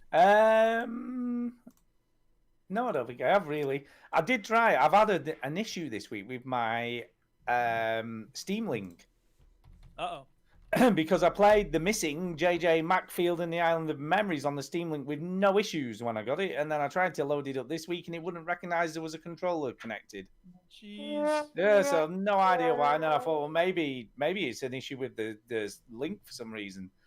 So I tried Batman and that worked fine. So I have no idea why it was fine to begin with, and now it just isn't. That's weird. I have a question for you, Stu. Slightly annoyed. Somebody's tried to help me out to get followers and become famous, and you banned them. And I'm like, hello, what are you doing? I know, yeah. Becoming famous. Yeah. Spam in the chat, am I right, people? I don't mess about. Yep. Get them banned. All right, so we're done with what we're Panama. playing. Well, little do you know, I clicked that link and got that virus already. Thank you. Oh. Putting news first. Yeah, and there is some news. Here we go. Obviously, we've all bought the new consoles, and we're going to talk about it now. This week, all the new consoles. We're going to talk about it. Pretty much came out, and yeah, I don't know. Commercials with Burger King. The guy got a free PS5. Oh my god. I don't know because I didn't get either of these. Did you get one of these, Chinny? I did not, and I'm really tempted to get an Xbox One Series X because I want to blow my vape smoke into it. That's totally what you want to do. That's why. You didn't get one. I didn't get one, and Duke definitely didn't get one. We don't even need to ask him. No. Hell no. But some of the community did, and I thought I'll ask them. So I asked on the Discord. I'm like, "What did you think?" Because we can't talk about this. No. So, do you want to know what the people thought? So here we go. Here's the question people should be asking themselves: what is the reason to get one now? Well, let's see what they said. Let's see if people are happy with the purchases. Okay. So Linux 2 in the Discord said, yes, I bought a PS5. It's great. I wouldn't expect someone with the name Linux to buy a console at all, but go on. Yeah, there you go. It's great, and the new interface alone makes it worth the upgrade. So he's saying it's worth forking out 500 quid on a PS5 just for the interface. For the UI. For the UI, it is that much better. Yeah, I agree. Demon's Souls has been a lot of fun in its own miserable way. No, Demon's Souls is never fun. Yeah, well, that's what he's saying. It's fun, but miserable. I bought COD Cold War, but every time I try to play it, it just freezes up. Day one bugs. Hopefully, they'll fix this soon. No. He's playing Demon's Souls, which is just a miserable time. Yeah, he likes the user interface. Yeah, Demon's Souls is an old game. It has been massively upgraded graphically. And Call of Duty doesn't work, but he's happy. It's available everywhere. But he's happy. But he's happy. I'm glad you're happy. XJ Rider 98 says, I got the Series S. So he's not on Series X, he's on Series S. Fast load times, auto HDR, and quick resume, all awesome features. Yeah. So there you go. Yeah. Undead Kerber said, I find it hilarious. Everybody's taking the next step into gaming. Since COVID, I've gone back 15 or 20 years, playing GameCube and N64, playing the classics, and collecting games for those legendary consoles with the Super 64 component and the GC HD. These games look incredible for 20-year-old games. It's been so nice to play a game that is 10 hours long or 20 hours tops, lol. So he's gone backwards. He's gone backwards for fuck all this new shit. Yeah. And finally, in the Discord, Quaxel says, I bought Series X. Quick load times is the most notable upgrade. Lack of games just for the next gen is disappointing, but they'll come in time. Downside is how large the game update files for the next gen upgrade were. Overall, a very fine piece of tech. Well, that's what I believe. Go on. That's what I've heard. Is like there's nothing wrong with the tech. The tech's good. Spider-Man loads quick. Everybody's happy with the tech. But you know what you play on these bastard things? Games. The same games you can play on the You same games need you're playing on games, and at the moment, there is nothing on those things games to play. No. Marshy pre-ordered a Series X, and he was like, "Oh yeah, I didn't get my Series X because of Shop 2." And he was playing Assassin's Creed Valhalla when I was talking to him, and I was like, "All you'd be doing is playing the same game that you're playing now." Yeah, it looks slightly better. Slightly better. FNK put his in the questions for the show for some reason. Okay. And he says, I got the Xbox. It's everything that you've read about and watched. It's fast, it's quiet, and the controller is very close second to the Elite 2 controller. Wow, that's a big thing indeed. Playing games with very little load times is as you would expect. Fucking amazing. Down to 60 seconds from nearly 4 minutes from startup in the game playing Destiny 2. I didn't think it would bother me, but where's the Xbox exclusives for launch? They're missing the app to show off all of this. Bells and whistles, yes. Playing your backlog and existing games with no load times is great, but where's the true next-gen exclusive? I've had it on for about 10 hours per day, and I can confirm no smoke. I can't float a ping-pong ball on the fan, and it barely blows a tissue. And that's whilst playing COD 4 at 60 frames a second, and it doesn't heat up my room either. There you go. Now, excuse me as I play some 120 frames a second COD on my couch. So that's what FNK thinks. He likes it. He's liking it. So that's on the Discord. But I also, good for him. I'm happy that he likes it. But there are no games. He says it himself. There's no games. Yeah, I've also asked in the Twitter sphere to see what people on Twitter thought about it, because there's a few people on Might as well, because we haven't bought the damn thing. No, well, I thought, at least I know we've not bought it, so let's see what everyone else thinks. See what people think. So, yes, Sue, here we go. Okay, no, actually, there's only, I thought there was quite a few replies on this, but there isn't. Okay, Archie Hutchinson, he's, it's a like. Just a minute. He's trying to find the replies. Hold up. It's like watching an old man look at Twitter. I don't know what's happening. Is that a like, or am I being hacked? Okay, Ace Fiat says PS5 on Thursday. So he hasn't got one yet, but he's coming. Oh. He's coming. The Exploding Boy says no. I've only been playing Super Bomberman 2 on the SNES emulator. Brilliant. Brilliant game. MS Rangers 999 says PS5 ordered via Argos, received my tracking number, which she gave out on Twitter. I booked this Friday and Monday off and ordered Assassin's Creed Valhalla and Sackboy to go with the PS Plus bug snacks. Let's hope no delays and no issues with console, having heard some people are suffering. Yeah, there's been a few issues, minor issues with them. Aman Phillips then says, thanks for the tracking number, pal. Dan Natman says, I think I'm getting a Series X for Christmas and birthday. In the meantime, I have the new Nintendo Game & Watch. So he's got one of those. Yeah, they look cool. I'd rather get one of those. Yeah, that's what he's saying. And Fletch says, got the Series X. The small technical tweaks are nice to have playing open world games like Assassin's Creed Valhalla. Short load times, nicely rendered. All the lighting effects add that extra bit of depth to the feel of the world in a game. So there you go. So most people seem to be happy, don't they? Well, they would be if you'd spent 500 quid on a thing. Yeah, they're not going, it's shit. I fucking hate it. I love this thing that I bought. Hate it. Awesome. So that's that. So that's what happened. Now then. You remember the game 13? Yes, I loved that game. A lot of people love that game. Loads of people loved it. Love the game. Loved it.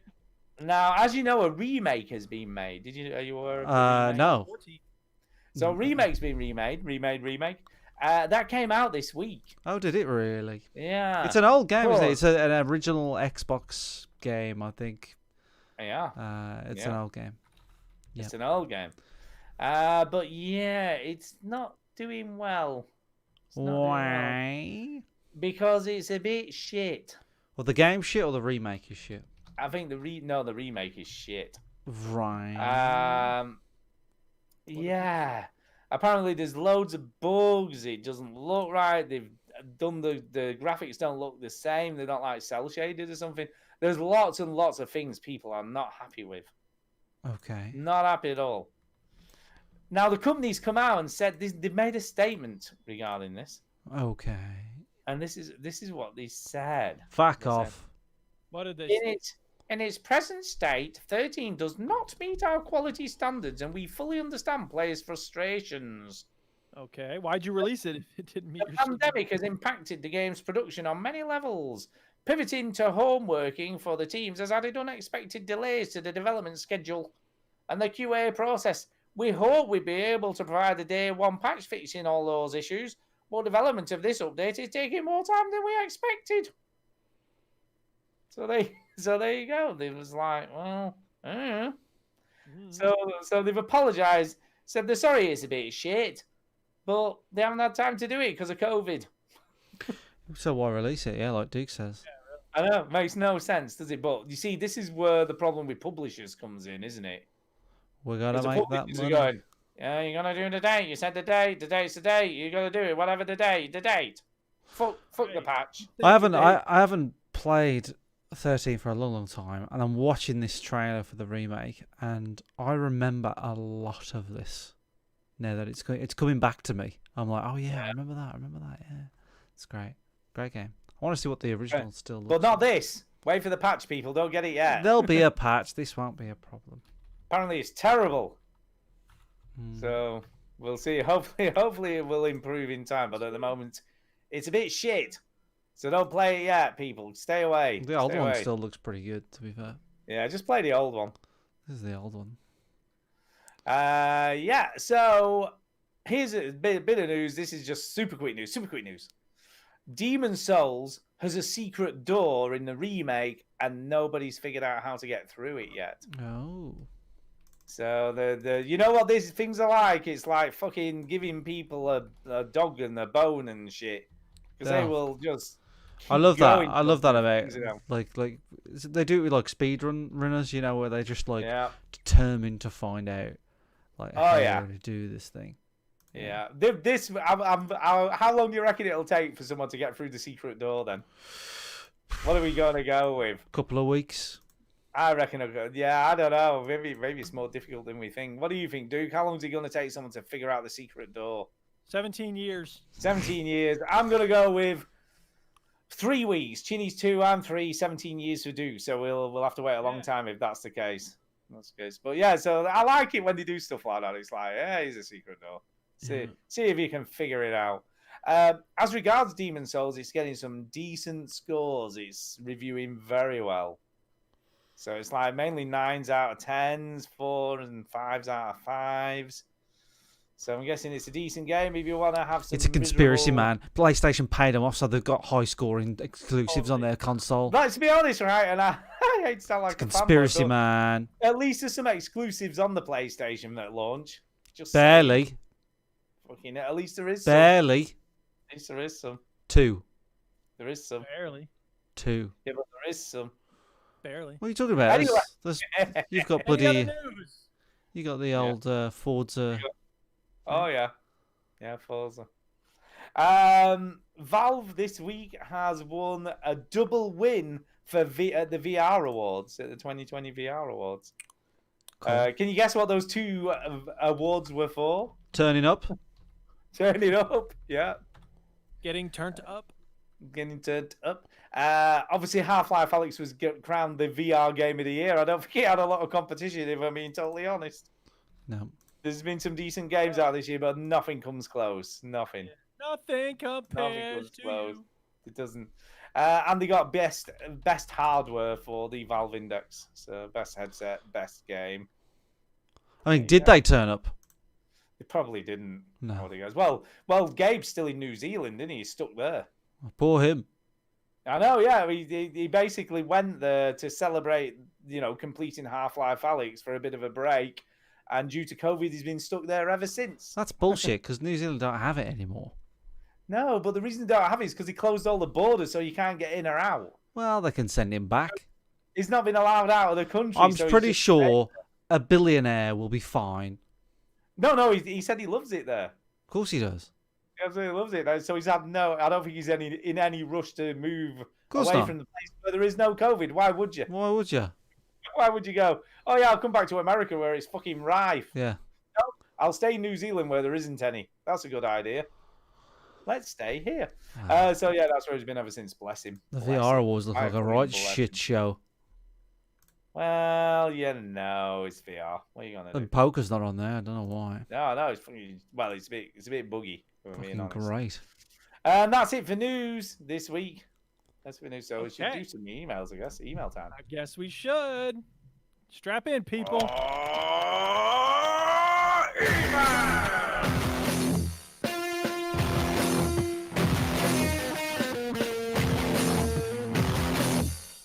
Whoa, that ruled. And the first email this evening is off Amar Parvaz. What's up? So he says, "Hola, veterans. Hello. Hola. I hope this email finds you all in rude health. Yeah, we're all right. We're all right. We're trying to be all right. I was obviously negative again this week on my test. Get tested every freaking week. Yeah, I must apologise once again to Stu and Chidi for bailing on the Poker VR this week. Yeah, you did. I think he feels really bad about this because he he messaged me saying, I'm really sorry. I'm like, it's fine. I can't believe we wanted to watch fucking football rather than hang out with us cool dudes. Yeah, it's Weirdo. fine. It's fine. It's fun to watch. Weirdo. Yeah, what do you want? I had a good reason. Scotland qualified for a major tournament that night, and that hasn't happened in Really? 22 years. Mm-hmm. Which was that Euro 98? The last time we I don't. qualified? No, Probably I don't was. know. I don't know. I think it was. It was Euro 98. Because they're a bit shit. Scotland are a bit shit at football. Anyway, the last time Scotland were in a major tournament, I was playing local multiplayer on GoldenEye on the N64. That is how long ago it has been. Wow. That does put it into perspective. Yeah. So, I think I am allowed to bail out on game night, but next time one is organised, I am so there. Well, it's on Wednesday, Armar, so I'm going to hold you to this. And I guess about 7 to 8-ish, somewhere around there, we're going to start playing Chinny, I guess. Sure. Sometime in the evening on Wednesday. That's when it is, Armar. So you better be there now. Better be there. I don't actually have any questions. Just wanted to say, what up, homies? Peace, What up? Armar. Peace. Yeah, same to you, Armar. Keep safe. We'll see you hopefully on Wednesday. Next email this evening is off Matthew Makepeace. Hi, Matthew. He says this: couple of thoughts on the new generation. Okay. Yes. Evening, veteran gamers. Good evening. Evening. Hope everyone has had a good week. It's been all right. Yeah. A couple of thoughts on the new Xbox since I've had a bit of a change of heart. Okay. Must say, I'm enjoying my experience of the Series X so far, despite the lack of next-gen titles. Before this upgrade, I was still running the OG Xbox from 2013. Xbox One, sorry, from 2013, so his original Xbox One. The load speed and startup on the games really is insane on the new system in comparison. Especially noticeable on games like Destiny, which previously took about fucking 50 minutes. Actually, he said bloody, but I don't know. I said fucking, I don't know. I don't want to put swearing into his mouth. From console start to actually getting into a game. Obviously, 4K wasn't available on the OG Xbox, so the upgrade is actually pretty prominent visually on the optimized games. A lot has been said of the price point of the current generation and being bad value, etc. However, I managed to get 120 quid for the old Xbox One. So £330 for an upgrade is actually pretty reasonable in my opinion. That's good. Especially for people who currently don't have access to 4K gaming running older consoles. Mm-hmm. Will the price point really come down that much in the next year or so? Yep. It's a bit of pretty meaty bit of kit. Wow. I don't know. I struggled with that then. Struggled. I think it'll go down a little bit. I think it will come down, but not much. Maybe about 50 quid or something like that. But I, even in a year, I'm like, do I need one?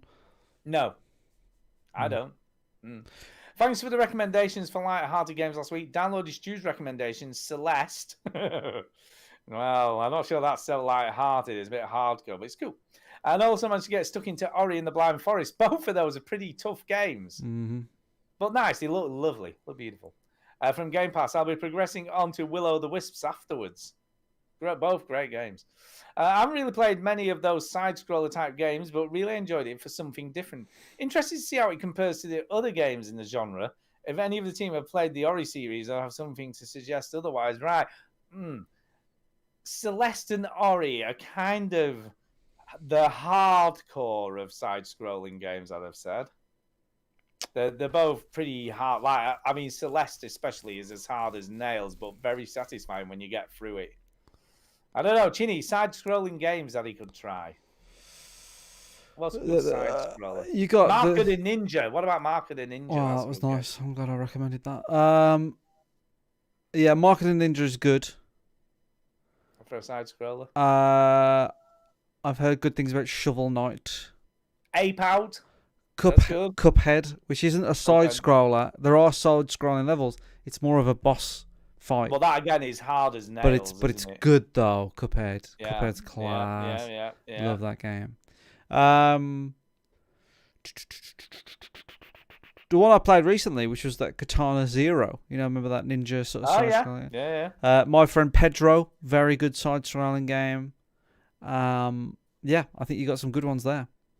Yeah, there's plenty to choose from, isn't there? Plenty. Inside.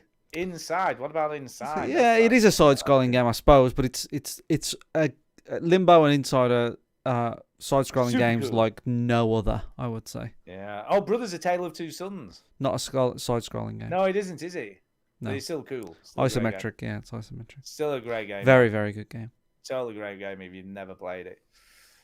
P.S. Having recently discovered this with my mates over the summer, the veteran gamers need to have a bash of Dead by Daylight. No, yeah. I played that. Have you? I played Dead by Daylight, yeah. I own it on Steam and I have it on Game Pass on the Xbox, but I have no one to play with. Yeah, I played it very briefly. Absolutely hilarious to play as beginners in a private match and have a great game to stream too. We should give it. Maybe it's on my extra life list. I've dipped a toe, but maybe we should play this more. Maybe that's on my extra life list. Generally, a pretty decent game all around. Actually, for such a simple mechanic, also available on Game Pass and no excuses. I know, and I'm assuming it's on Game Pass for Windows, isn't it as well? So we'll have maybe other people playing. I don't know. Sure. Keep on gaming in good spirits, Maz. Thank you, Maz. That was Maz. a good email. Thank you, Maz. The final email tonight is off Derek, but it's a quiz, so I didn't know whether you wanted to do the J Speak Pipes first, and then we'll do the quiz at the end. If you want me to do that, we can do that. Yeah, I think that's the best way. Do the Speak Pipes, and then we'll do the quiz. I want to know why I can't print something off our website, but whatever. I don't know. Yeah, I know. It's fine. Okay, let me load up some Speak Pipes, and we can have some Speak Pipes. Why not? Why not? Speak Pipe! It's the way to leave a message for us. Okay, so these are from Jay. There's two from Jay, and then we got the quiz answers from Derek. Really, quiz answers. It's funny because it's like the inverse. Usually it's Jay who leaves us a quiz, but he's working on the mega quiz. So let's listen to Jay's non-quiz speak pipe.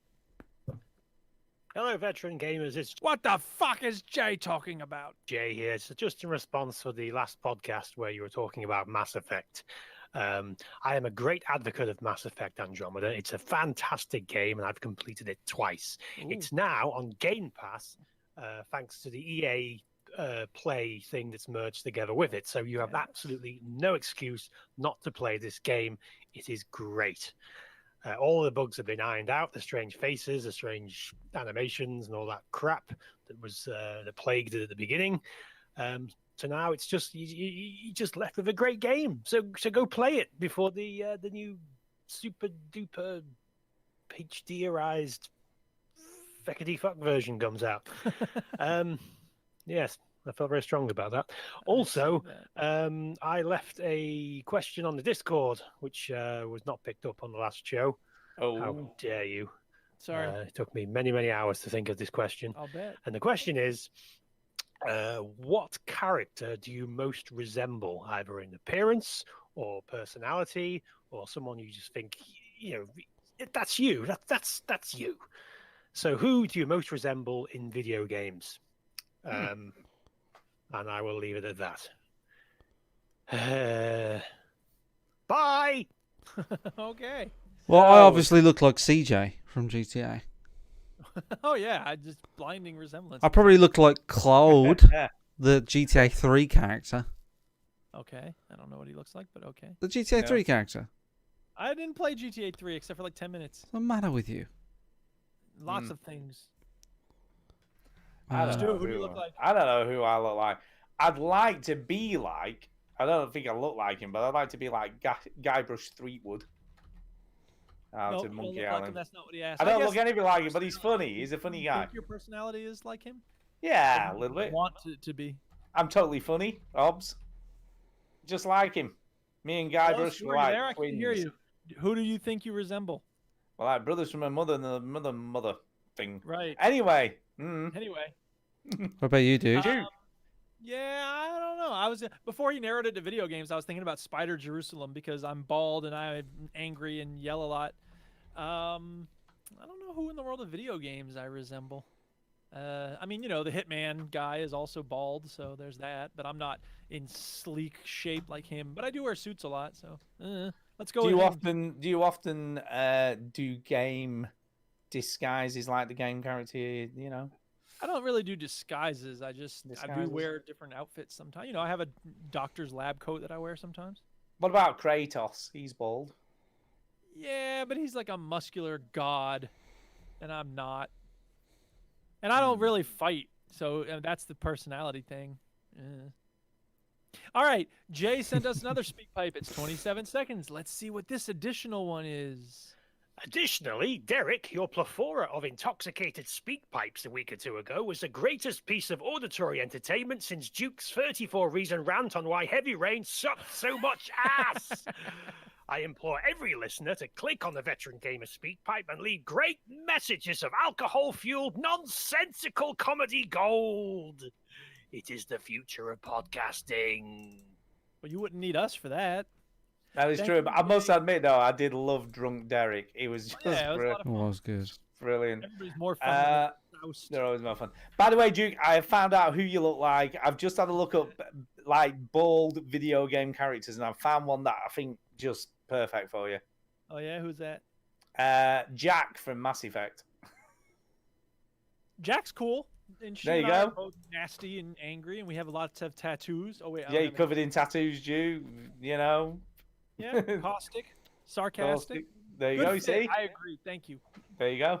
I thought that's perfect. Suits. Yes. We got a quiz? I don't know. I've just done a Google search of people from Preston in video games. Sure you did. And you know that fucked up weird baby in The Witcher 3. Cheers. Thanks for that. That come up. Wow. I'm not saying that. Whoa. I'm not saying that you look like that weird fucked up thing. Yeah. Just saying that's what come up. Can we also say, Ginny, that you're most characters out of Fable 2? Because they're all from Birmingham. Yeah, they have Birmingham accent. No, why? You'll never be king around here. Yeah. No, fuck you, why you'll be king. Go fuck off. Time. It's quiz time. It's time for the quiz. It's time for the quiz. We play the shitty sound clip when it's time for the quiz. Okay, music maestros, if you please. Greetings. Greetings, veteran gamers. Greetings. Here, as promised, is the third and final music quiz. Yay. For now. Where all you have to do is guess the group or singer from the clues is. Okay. As usual, a speak pipe will follow with the answers which we have received. Yes, it does. I got it. We have the queued up, secret ready to go. answers. We have the secret answers. My next quiz will be a Christmas-themed one, which I will send on the last Sunday before Christmas. Okay. Since you finished my last two quizzes on the hardest difficulty setting, it is only fitting that this quiz has 12 instead of 10 clues. Oh, boy. But only finishing with either 10, 11, or 12 correct answers will net you the ultimate accolade, Music Quiz Maestros. Ooh, we would like to be maestros, please. Ooh. We'll see. So, time to get your brains in tune. I see what he did there. I got my thinking cap on. And make sure you give a virtuoso performance. I see what you did there. See what I did there? He's put a couple of puns. We like a pun. Yeah. Okay, let's hit it. Okay, here we go. Question number one. Here we go. Are you ready, Chinny? Yes. No. No. Here we go. This European quartet did eventually become chart-topping winners and took it all, but were initially a bit below average. Are you ready? I know this straight away. What? ABBA? ABBA. What else? Who else could it be? The Is it winners really? take it all. I'm guessing so. I don't know any ABBA songs other than Dancing Queen. The European quartet did eventually become chart-topping winners and took it all, but were initially a bit below average. I'm going ABBA. Okay. Chinny, do you have any better guesses? Prodigy. Well, I really don't think it's Prodigy. I'm going to stick with my final answer, Prodigy. Okay, well, let's find out who's right when I click the... Okay, here are the quiz answers. Number 1. You'll all be winners if you answered ABBA. Hey! Hey! You're welcome. Okay. So far, we're at 100%. Sweet! 1 out of 1, man. We've won already. Question number 2. The name of this American family singing group makes these guys sound like they're almost good looking, but their biggest hit means their dancing skills will always be in question. Well, I was going to say Hanson because it sounds like handsome, but their biggest hit was Bop, and I don't think that has anything to do with dancing. Well, bopping is dancing, isn't it? I guess. He said, so I guess we should go with Hanson. It's got to be Hanson. Chinny, did you have a comedic... I'm going to stick with Prodigy, yeah. You'll be bopping with delight. I guess if you so. got Hanson. Hey, how about that? We're 2 for 2. Perfect score. Let's stop now. Forgive me, music maestros, people. Yeah. Question number 3. If you start off with cyanide, then move on to arsenic and finish with whatever that says, what? You easily guess the name of this British music duo. Poison, death. I don't know. I can't give anything. Prodigy. Is it the Chemical Brothers? Oh, of course, Chemical Brothers. Oh yeah. What's the third word though? Sound it out. Strychnine. Strychnine. Strychnine. Whatever the hell that is. Well, those are all chemicals, but they're all deadly chemicals. I wonder why he chose just deadly chemical. Why not like aluminum or aluminium, as you all say? Chemicals. All right, here we go. Number 3. Answer. Number 3. You found the right formula if you answered the Chemical Brothers. Yeah, good job, Chinny. Well done, Chinny. Question number 4. Keep saying names of electronic music groups, and eventually you'll help us out. Yeah. New Order. New Order. Question number 4. Singer Mr. Raymond tells you what you call him as he shows you to your seat. What? Well, I assume it's Usher. Ah, of course. Oh, well done. I don't get it. I like that. It's Well, good. I guess his name is Raymond, but he goes by the name Usher. Is an R&B singer. Oh, I see.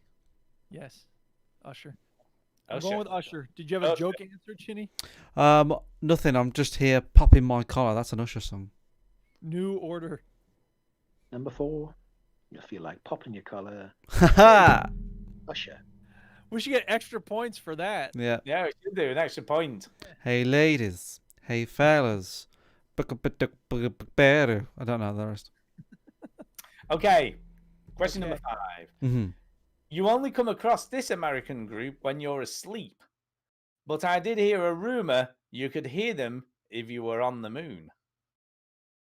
Well, REM is of sleep, and they did a song by If You Believe They Put a Man on the Moon. Ah, well done. I'm going to go with REM. I think it is. Let's go with REM. Number 5. Or it could be Dream Hopefully you Factory. won't lose any sleep if you didn't get the correct answer. REM. Yeah. There you go. Number 6. Man, we're like a third of the way through. No, a quarter of the way through. Wait, 5 out of 5. 5 out of 5, and we're perfect score. We're doing well. Go ahead. Question number 6. You're not doing well at maths, but other than that, we're doing good. There's a reason I'm not a math teacher. It's a good job. Question number 6. This famous American rock metal group formed in the 1970s and are still around today. But we're trying that again. But were reassembled to make Tim Horse. So I'm assuming that's an anagram. Go on, Drew, you're good at these. Tim Horse. Well, I was going to say ministry, but it's not ministry because there's no O in ministry. Tim Horse. Reassembled to make Tim Horse. I need to write it down. So I'm trying to think that any heavy rock metal groups that were formed in the 1970s and been reformed today, I guess. Pink Floyd keeps putting out albums, don't they? Yeah, but they're not American. No, that's true. Timhorse? No, Hoarse. Shit. There's an anagram. Don't look, Duke. We're not allowed to get one wrong. Come on, what is the matter with you? Tim Horse.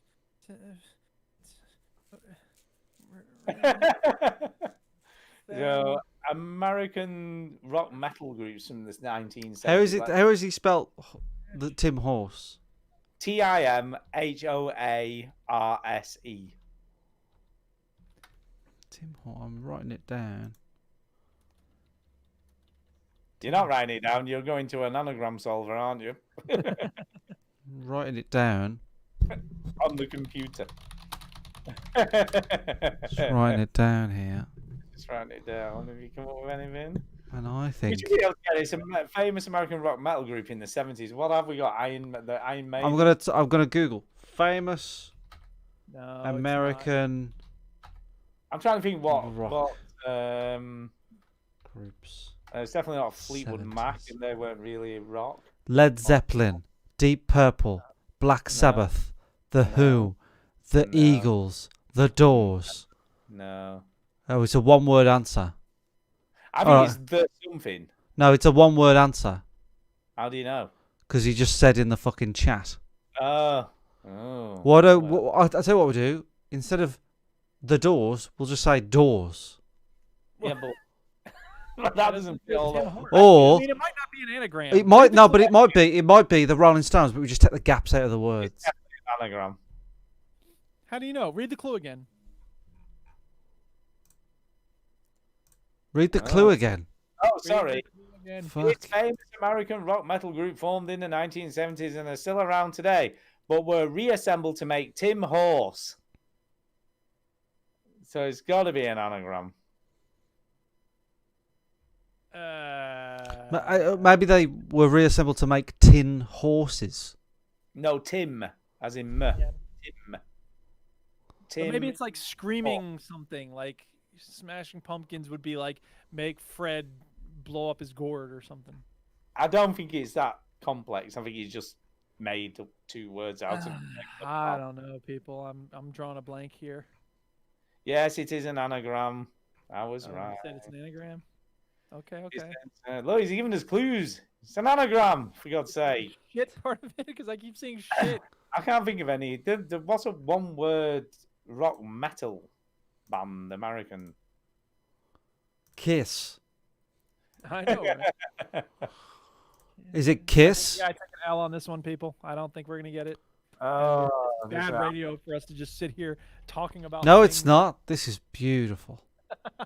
I know, yeah. This is gonna go on all night till we get it. I mean, look. If it's okay, if it's a one-word answer, then it's not an actual word. Because there's Just a minute. no 9-letter words you can make. What was that? What was Thingy Tyler? What was he in? Aerosmith? This is not Aerosmith.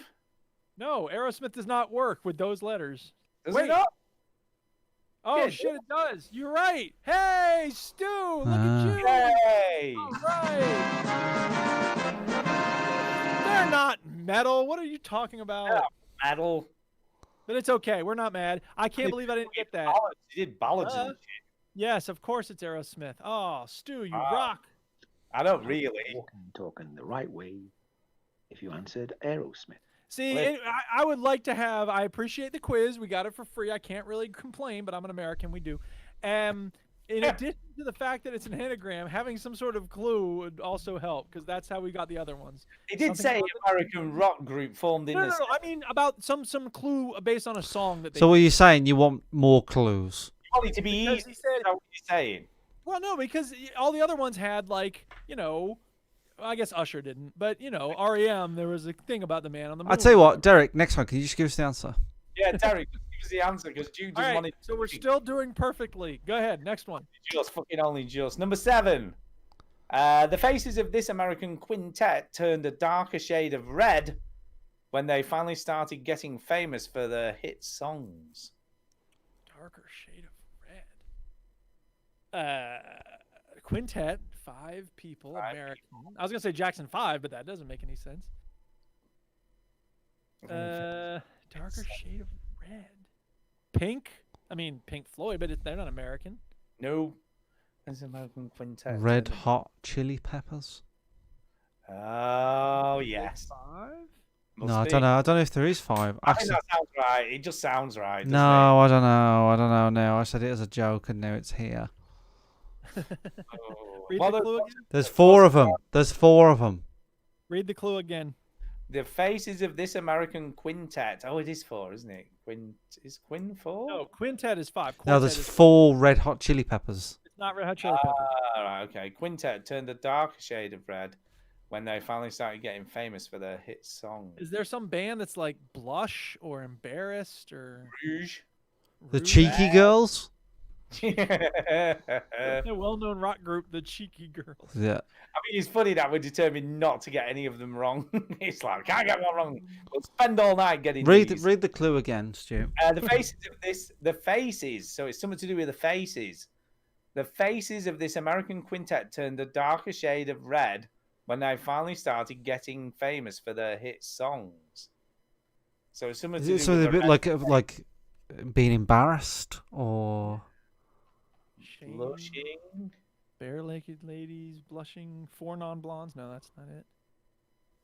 Red, pink, scarlet, heart. I think we're going to have to accept that we don't know this one. We might have to accept defeat on this. I don't know. All right, here comes the answer. Rush. Bringing shame and disgrace. to Prodigy. our ancestors. Prodigy. Oh, fuck. What? Somebody in the chat put it. Well, hopefully it won't be red-faced if you got Maroon. Oh. Maroon 5. And it's, I don't feel bad that we didn't get that. I don't know that group very well. Happening. Just like Right, next question. Nailed it. A female British group seemingly blessed with 9 lives when the chart career went nuclear and hit a high tide in Atomic the Kitten. Kitten. Atomic Kitten. Atomic Kitten. Or as I call them, Nuclear Pussy. Nuclear Pussy, there you go. You'll hopefully be feeling whole again if you got Atomic Kitten. I've never heard of that band ever. Yeah, well, you won't. No. The 2 of them are not famous anymore, and one of them's disgusting. Okay. Yeah. Number 9. As part of the current fashion scene, this American female group were always chic and stylish. Cheeky Girls. No. Sorry, it's got to be right one week. We are the cheeky girls. You are the cheeky boys. That's the one. What? I'll read the clue again because I was too busy thinking about saying Cheeky Girls. As part of the current fashion scene, this American female group were always chic, and stylish. It's not Little Mix, is it, or anything like that? Oh, they're not American. Oh, they're American. Sorry. American female group. Yeah, that does give it away, doesn't it? That they're American. I'll give you that. Really chic and stylish. So there's Chic not that many American American female groups, is there? Pussycat Dolls. L7. Salt and Pepper. No. There's the fucking Destiny's Child Duo. ladies. Duo. No, it's not a duo. I'm saying that's a duo. Bloody Salt and Pepper. So it is a duo. No, it's a group. It's a big group. What is this group though? Is that a duo? So something to do with fashion, current part of fashion. scene, this American female group. Bananarama. And stylish. Bananarama were British. I know, that's the joke. Ah. Fashion plate. So a duo's 2. Yes. Is that right? That is correct. A group is more than 2. Right. I'm with you now. I'm following it now. Great. I'm glad this group. And they've got to be singing and like a band, right? Style, fashion. Fashion. I just stand there. Play synthesizers. Oh, Hardly Dan said chic. Well, no, that wouldn't make sense. That's in the clue. Chic and stylish. That's not. Is that a band? Chic? Chic. I don't know. I'm Maybe. gonna go with chic. Probably. No, that doesn't make any sense. The American Spice Girls. Nah. Yeah, exactly. Oh, I don't know. I think we take an L on this one too. Oh, Ouch! no. You're stumping us, Derek. You're stumping us. Oh, we got 2 wrong. We only got 1 more chance now. Le Number Freak. 9. You'll be looking good if you answered on Vogue. Oh, oh, duh. oh. Yeah, we should have gotten that. A Madonna Never song. gonna get A Madonna song cannot be We're a never band. gonna get that virtuoso rating. But we can. We can. We've got 1. We're allowed to get 3. I'm not feeling great, but whatever. We started off so perfectly. Go on. Here we What's go. next? If you start with Patrick, move on to Francis, and finish with Christopher, then you will surely know every one of the names of these chart-topping females. Is there saints? Some saints thing? All Saints? Is that a band? Is it All Saints? It's All Saints. Fucking All Saints. Never ever gonna let them so long. No, Wow. black I never have got it. Fucking great song. Sweet. Number 10. You'll certainly be blessed if you got All Saints. Hey, we're back in it, baby. Now what, Derek? Now who's stupid? Never ever ever ever. You know what? so You know what long. I thought though when there was the names? I thought Patrick Swayze, Francis Ford Coppola, and Christopher Walken. I don't know why. It shows how much I know because I was thinking, is that the name of One Direction, folks? So I was thinking, what the hell have movie actors got to do with like a band, name of a band? Anyway, number 11. Number 11. This American Oh group. wait, there's 12. Is that right? Yeah. Oh, so if we get one of these, then we win best ever. We need to get both of these. We need to get both of them. Oh, Oh, okay. all right. We've got 2 wrong, Okay. and we've Now, got. wait. Let me ask this question. Suppose we get both of these wrong. Where does that land us? Do we end up with a silver? Yeah, because we get 3 wrong, we'd only get 9 right. So Is there like a classification for that? Why are we taking this so serious? because I'm fucking serious, Chinny. All right. Okay, I'm Things to sorry. say about my Sorry. for the week. I shouldn't How was ask. your weekend, Eric? They will ask me dare you. tomorrow at school, and I'll be able to say I got a silver in the music quiz. Yeah. Yeah. Right, here we Okay, go. Are you great. ready? Are you ready? Final 2 ready. questions. We need to get Yeah. one of these. Well, we need to get. Oh no, he said 10, 11, or 12. So we just need to get one. You're right, Duke. Just one. All right, we can Just do it. one of these 2 questions. Right. Here we go. Here Number we go. 11. Here we go. And the number 12 is a hip hop question, Duke. So you should definitely Oh, get it. sweet. I hope so. Go ahead. Here we go. Number 11. This Prodigy. American group formed in the 1970s, but some people question the lead singer's methods when she didn't include brunettes or redheads. Well, Blondie, duh. Duh. Step into a world. I still think that it's All Saints.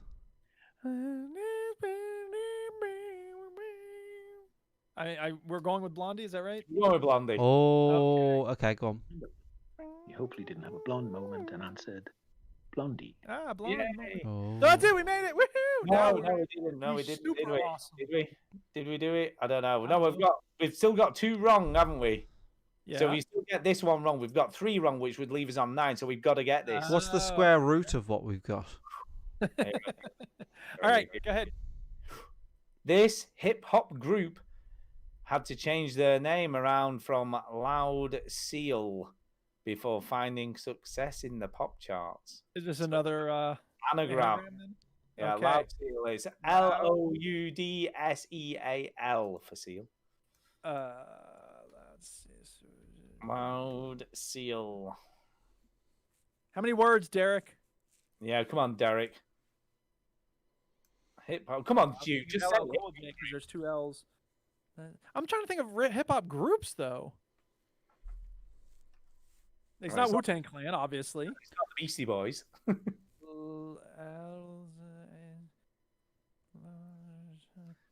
So what else have we got? Run DMC. It's definitely not them. No. Hip hop group. De La Soul. De La Soul. Look at Yes. Oh my Fuck God. yeah. We are the champions. We are the Yes. Can't nobody tell us shit. I did it. I was watching No, I can't believe I didn't get that right away. I'm not that great with like spelling and stuff like that, and that is equal to when I got the countdown conundrum in 8 out of 10 Cats Does Countdown, Stu. And I got the countdown conundrum, which is basically just a 9-letter anagram, dude. Yeah. In like I saw it instantly. I don't know where it was. I just went da-da-da-da, and I'm like, and I just Your brain just did it. Yes. Good for you. Well Oh, done. no, Let's hear the rest of this speak pipe here. And finally, number 12. You feel like a 3-foot-high Wu-Tang rising Clan. Fuck. De La Soul. See, if he had given me any song And from that's it. them, I would have totally gotten it like that. The Hey, quiz. how you doing? Yeah, sorry you can't get through. I just say Write keep me a on message. gaming. Get right Thank back. you, Derek. Awesome quiz, man. Thank you for those. Yay. We are maestros yet again. That's right. We rule. We This week, only just. I don't even know Saints or Kitty or any of that, but I helped get them. we skipped the Discord questions, by the way. Are we Yeah, doing let's that do that. now? We've got time. So I'm just saying. Yeah. Discord. Discord. Discord. Wow.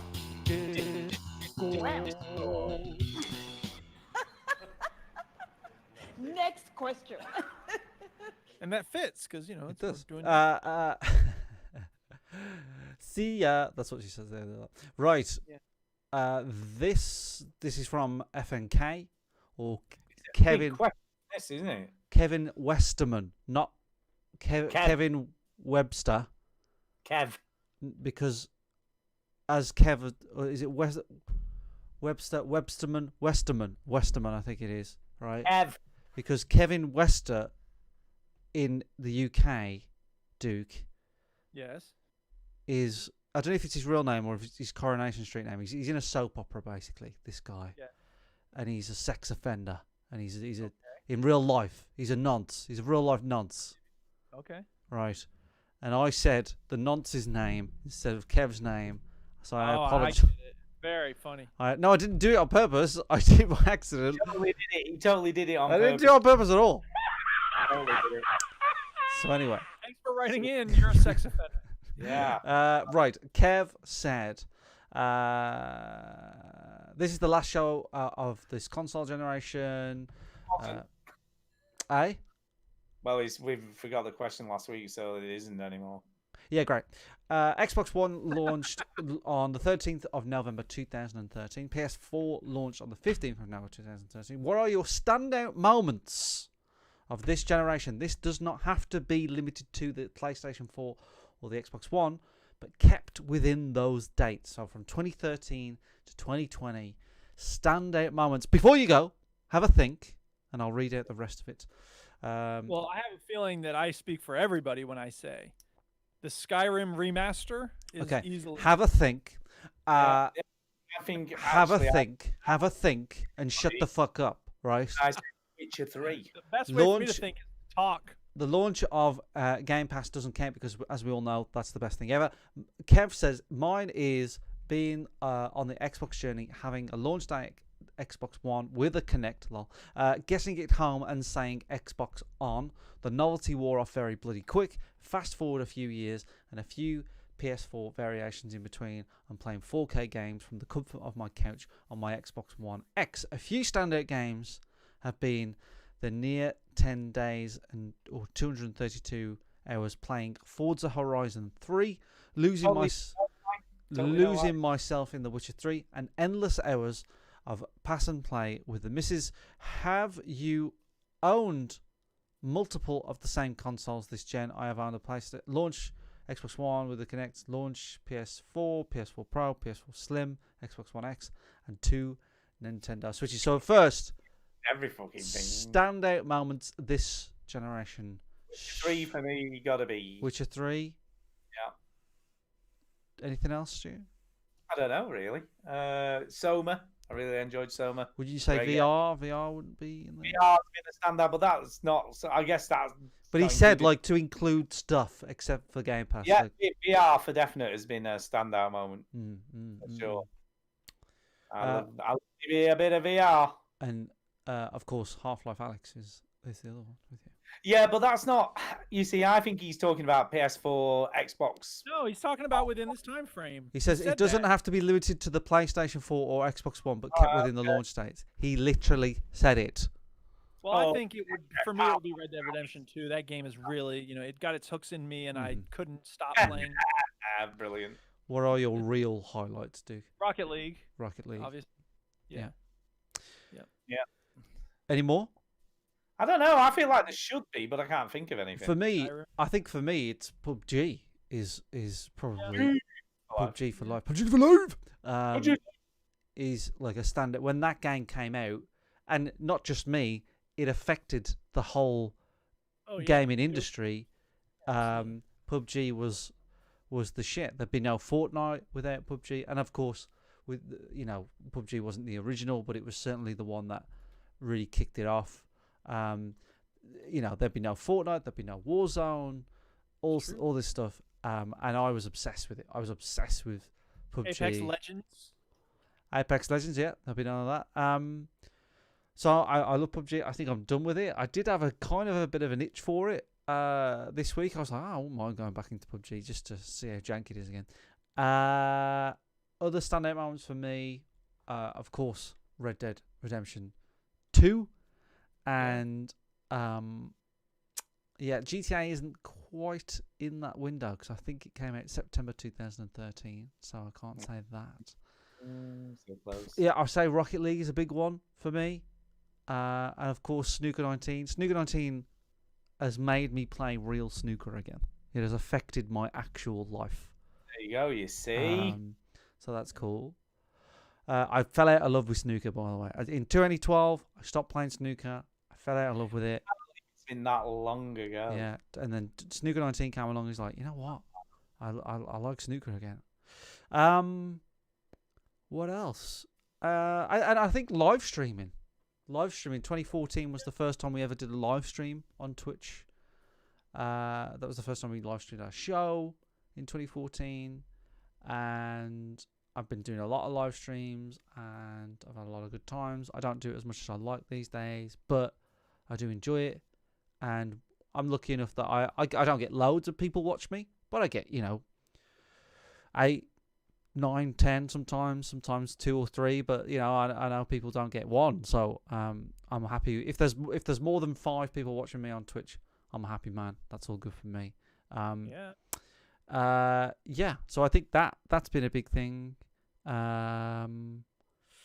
I'd say that would be it. Yeah, really. Just VR's not really played a massive part in this generation for me. I know I've got a Quest now, but I wouldn't say it's like a game changer. I enjoy watching other people play it, but it's not really a big deal for me. Yeah. No, I'm sort of with you. I don't think, you know what? There's been some good games on the PS4 and obviously on the Xbox One. Yeah. But I don't think there's been like a Gears of War for this generation. I don't feel like. I don't know. I tend to think the 360 PS3 generation I was a lot more excited about games in that generation. Yeah. But I don't know whether that's me just getting older or. There's times in our lives when we have more time for gaming, when we're. But it's hard it's looking at a record while it's spinning because there's the way the industry moves and changes, there's the way our lives move and change, and then there's the way the world of video gaming moves and changes. So for me, the PS2 was a really important game changer because it introduced, we had online gaming before then, sort of, but for me it was the time when I could really play the Star Wars Battlefront game online and like really interact with people in a way that was different from what I had done in the past. And I was sort of starting teaching and I didn't have a whole lot of free time, but when I did, I was living alone and it was like it was easy for me to block out time for gaming. Definitely.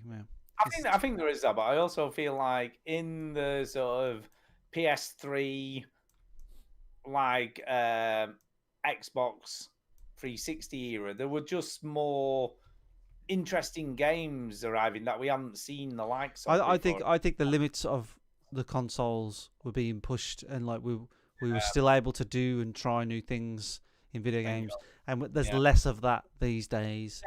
I also think that partly has to do with industry consolidation, because once, as with hip hop, once the industry says and it gets the studios get bigger and bigger and bigger, and there's fewer and fewer of them, what we have is big companies spending a lot of money to do the same thing over and over again. Yeah. And I mean, like that. When there's more competition, we have more innovation. So antitrust lawsuits, antitrust legislation is not just good for the economy; it's good for creativity as well. Yeah. I think when you look at sort of like the way the games are going now, they all look prettier. And games are looking better and they're running smoother and there's less loading screens. But when you get into Gears of War 5, that just isn't original. There's not enough original stuff coming, and I think that's. I think, on the other hand, we are in a golden age of indie games. Definitely, I think indie games have filled that. Minecraft showed that a small group to start with could make something absolutely revolutionary. Stardew Valley showed that one person could make an amazing game. Yeah. And I mean, there had been other single person. There's that game recently. I know it was Bastion, but he made a game called Hades this year, and a lot of people are saying that's like one of the best games of the year, and he made it. Small team game looks gorgeous, right? It's so much easier now for small groups of people to make interesting games. The only question is, how creative can you be? And unfortunately, a lot of people are just like, I'm going to do what's been done a million times because I know that will be popular, hopefully. Or I'm going to do something that's like totally the opposite of what you're used to, man. Stanley Terrible. You see, I know you don't like it. No, I don't. But Phasmophobia, that's. I agree. That's a good example. Yeah. My students love that game. Yeah, it's doing something that I've never really done in a video. I've been scared in a video game before, but it's that game proves that like killing stuff and being all powerful and everything is done. Like, what the fun in that is sharing that moment with your friends and even if you play it single player. Solving the puzzle. Yeah, that's good. And to solve up, sorry, real quick. I think the other thing it does very well, which I didn't realize until later on, is you're solving a puzzle together. There really aren't very many video games that allow you to solve puzzles. That's true. So that's a new thing that this game does. I mean, probably not totally new, but it does it in a very good way. And it's. Let's be honest. There definitely hasn't been a Portal 2 this generation. No, there has not. Okay. Lightwave is a great game. There's many great games. Games are great. All that sort of stuff. Right. One thing that I haven't missed or I'm not fond of is this persistent like Destiny 2 Anthem trend that's happened this generation that I don't want to see again, and I'm sure it's going to stick around. But like an MMO on a console, basically MMOification of games. Trying to get this MMO model on a console is just painstaking for me. I just hate it so much. I can never see myself playing those games. I mean, is it the persistent character thing you don't like? I think it's just lack of direction, lack of like it seems to just. Want to have, hey, go see this person about another quest in this world. You want to just be taken from place to place by the game. It's like a half measure to me. It's not quite a single player game. It's not quite a multiplayer game. So they feel both. They both feel what's the word? Not deluded. Delusions of grandeur. Is that what you're looking for? No. Okay.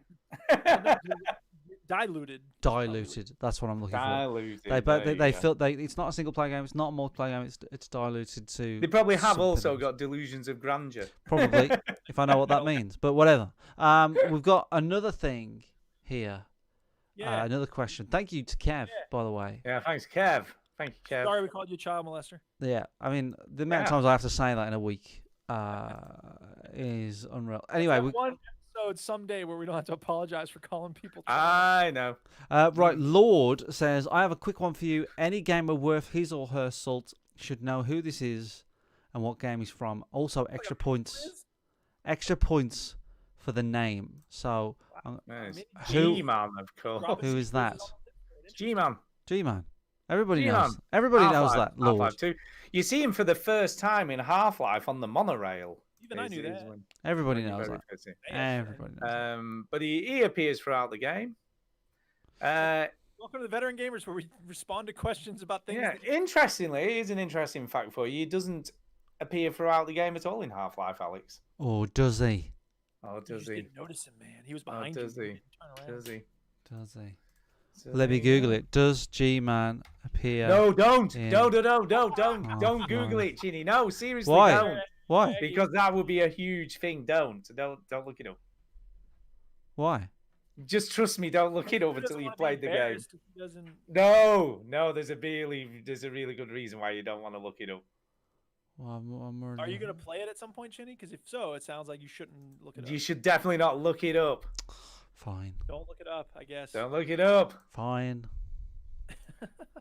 But yeah, see, it appears in Half-Life 2 quite a bit as well. That's it, I think, isn't it? Is that because the other one was people keep putting random stuff in the questions, which is quite funny. Oh, so that's where what he thought about the Xbox was. Okay, so we're ready for shoutouts then. Yes, I think we are. Okay. It's time for a shout out. Hey! I would like to shout out my Mac for not crashing this week. Woo! Sorry that Chinny had Well to do done, Mac. Yay, Mac. Way to go, Mac. Well done, Mac. The return of the Mac. Return of the Mac, don't you know? Return of the Mac. Don't you know? All right, who's going first? I guess I'll keep going since I did a thing before. I wrote someone down in my notes app, and I don't remember who it is, so let's find out together, shall we? All right. Shout-outs. Wavy Bastard for the conspiracy footage. Thank you. That was hilarious. I loved it. I've never heard of that show before, but maybe someday I'll find it. And I will shout out everybody who showed me love for my box, including Stu. I thought he would give me a bollocking, but he did not. Thank you. And well, it's not. I mean, it's good. It's not great. It is. I did the best I could with the materials I had, and I was proud that I saw it through. And I didn't give up. What it needs to do. Here's the one last part I'll say. This is the last thing I'm going to say about the box, and I'll shut up about it. Oh. At one point, proud of that box. I realized that normal nails weren't going to work because it basically splits the plywood apart. So we had some very, very, very teeny tiny nails that wouldn't go all the way through the plywood, so they were no use. So what I had to do is get some nails that were skinny but long. So I got to the hardware store, and this is like my 4th trip this week. This is going to be the last trip. You need what they're called, Duke, is called panel pins, is what they're called. Well, here's the thing. Yeah, because I was like, okay. I was looking at their nails, and they have all these different nails. I'm like, oh, man, what am I going to get? And I just kept looking at skinnier and skinnier nails. I'm like, the skinnier, the better, dude. Yeah, these are the ones, because they were super skinny. And I got them home. I'm like, they're about the same length as the ones we already had. Measure, man, measure. Well, have you heard the phrase? But after I finished the box, I went back to the hardware store because I had to get something else. And I'm like, I'm going to get the nails I should have had for that project, so I'll have them next time. So now I've got all the nails, I've got all the screws, I'm ready to go. I just need an idea for a project. I just thought of one. Oh, God. Here's a tip, Duke. Yes, what's the tip? Measure twice, cut once. Exactly. I didn't think about measuring nails, though. I'm like, they're nails. It applies to everything. Do everything twice. I need nails. What kind of nails? The nails you hammer things together with. Do you know, we have the biggest hardware sort of builders merchant in the whole country in Leyland. Yeah. It's called Barry's. I love going there. I just love going there because it's enormous, right? And you go in that guy. There's a lot of guys that are like, I love going to a hardware store, get some tools. I'm like, I can't give less. And they sell nails by weight, so you don't get a bag. You just tell them, put me a handful of nails, and you stick a handful of nails in a weighing machine and tell you how much you know. I was supposed to weigh the nails that I bought, but I forgot. And the guy's, I'll go weigh them for you. You have to go. And there's a lumber yard. So when I bought the wood, he's like, oh, it's right out back, and I'm like, where? And it's like this huge place, and like one person wandering around. I'm like, I need some wood. So anyway, that's it. And I'll shout out the Duchess for being awesome and making delicious food, and being great. You have to go in and sound like you know what you're talking about. Go, I'd like some 4-inch self-tapping screws. Well, it turns out I bought it inside. I just had to show them my paper outside, but I didn't know where to go to find the person. So. Anyway, shout-outs. We're doing shout-outs. I'm going to shout out Jacinta because she didn't send an email this week. So, yeah, what are you doing, Jacinta? Grading papers, marking. Yeah, man, get an email in. What's the matter with you? I'm also going to shout out Lewis for the same reason. Lewis, what is happening? Lewis. He pops up every now and again, but he doesn't send us emails. Come on, Lewis, get your finger out. Mac. He's the return of the Mac. You think you were busy at college or something? Yeah. Exactly. And shout out all the people who gave us questions, emails. Shout out Derek for another excellent quiz. Awesome. I'm looking forward to the Christmas quiz. And that's it. Chinny. Yeah, shout out to the Patreons: Deck, Steve, Kev, John, Adam, Armor, Christian, Matt, Robert, and Nigel. Thank you very much. We have new ones. That sounded like more than you. No. We've still got 10. 10's pretty good. 10's pretty good. So thank you to those folks for remaining Patreons. And that, I think, is all my shows. Obviously, everybody who wrote in, we do appreciate it. podcast@veterangamers.co.uk. It helps make the show better. Yeah. Just write in. What do you fancy talking about? Ask us something. What's on your mind? Podcast@veterangamers.uk. Also, shout out to everybody that did Extra Life. Gary DiFelici. Here's a question for the community. Sorry, hang on a second. Here's a question for the community.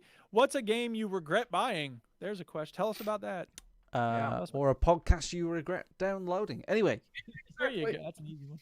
Extra Life people are Gary DiFelici, Greg, Hardly Dan, Bongo, and did Antonio do it? No, I don't think he did. And Kim, I think, did it as well. Oh, that's right. Kim did it. So share it to them. I plan on doing it on the 5th, I think. Who knows? Watch this space. Ideas. This is what I want. Ideas. Email the show. Is there a game that you can think of that would be good for the 24 hours? Is there a game that we could all play as a group that we've all got, or it's not too expensive to get, or we've played before, or just ideas that you want maybe me and Duke to do, or me and Stu to do, or whatever. Ideas for my 24 hours. Go something again, can we? Can do some more Phasmophobia. Could do some of that, yeah. Hopefully we can get it figured out. Wars 2 is free to play. Yeah. VR poker, we'll try and get that sorted out. We can get up to 8 people, can't we, on that as well? So that'd be cool. Yeah. By the way, just a reminder, if you do want to play poker with us, it's going to be Wednesday evening. What date is that? I don't even know. What date is that? Wednesday. The 15th. So 16, 17, 18th? Wednesday the 18th? Is that Duke right? already said that. Oh, did he? Thank you, Duke. I'm often accused of being too quiet. Yeah, I'm sure you are. Wednesday the 18th, we'll be playing from sort of 7:30-ish to 8:ish, somewhere around there. We'll confirm it in the Discord and on Twitter and whatnot. Yeah. If you've got a VR headset Quest or a Quest 2 and you want to come by and play some poker wheels, we played very late this week. That's just gone. Yep. So we play until the early hours. This question. I don't think y'all even mentioned this. Who walked away with the biggest bankroll at the end of it? Probably Chinny, I think. Yeah, wasn't I it? think I won. I won quite a bit. Yeah. I don't know it yet because I crashed. He's a rounder. Yes, he is. But yeah, we had a lot of fun. So come and join us. It was fun, and that's it. I think we're done. Twas. What else did you want to discuss? Nothing. We're done, right? We're done. We're done. If you like this podcast, there is another site you should check out, which is called VGHub.net. VGHub.net. Check it out, people. What's it?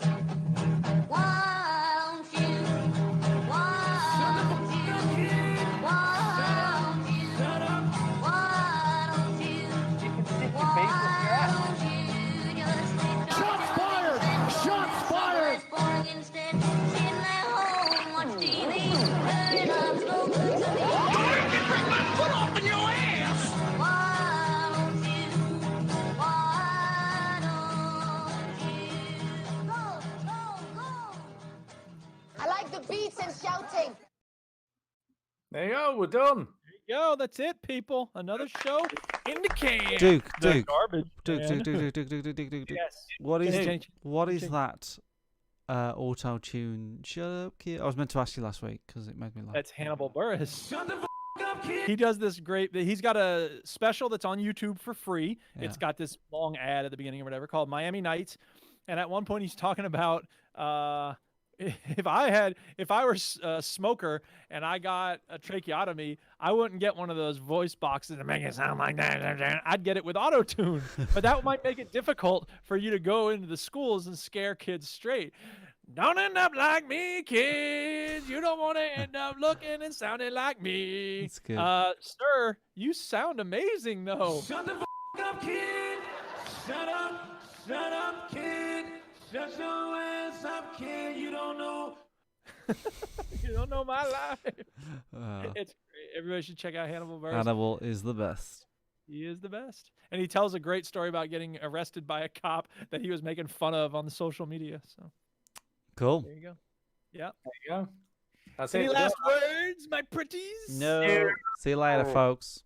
We're done. See you later, folks. So I have stopped. Oh, the keyboard comes out. It goes in all the way in. All the way in. Not like in the past. Wow. Let me save this sucker, and then I can upload it. I can edit it and then upload it. That wouldn't make any sense to edit to upload it. If you can upload it and then edit it, that's fancy dancy. Someday we'll have. You can on YouTube. You can edit videos on YouTube after you've uploaded them. Yeah, that's the thing. We're not quite there yet with audio. I mean, maybe there is. Yeah. I mean, that's the weird thing. You record a video of Facebook Live, and I don't know. You can't do much editing of that, though, can you? A little bit. All right, what episode is this? 728? Yep, definitely. 5, 6, 7. Yeah. Oh, I didn't notice it was sequential. 5, 6. Yeah, 7. I know, right? How about that? It's weird because the numbers of the episodes keep going up one by one. I don't know why It's so weird. struggles with that. Well, because I don't have it in front of me from last week. Nor do I. I just remembered Neither what do it is last week and then I Yeah, type it we in. just know because we're No, I clever don't and know. not like you, Duke. Yeah, I guess. There's a lot of Right. ways in which people are not like me. I'm at work tomorrow, so I'm going to bed. So Yeah, I got some schoolwork I got to do now. Ugh. I tried to multitask during the show, but it's so hard to concentrate on either one thing if I'm trying to do both. So. It's true. Multitasking is a myth, people. It is indeed. Rightio, thank you both. And Have a good week, y'all. Well, you too. See you soon, See ya. Chidi. See See you on laters. Wednesday. Yep. See you Wednesday. laters. Wednesday. Give us a shout if there's a problem. If not, I will see you then. Yep. No problem. Cool. All right, mate. Speak to you soon. See you in a bit. Bye.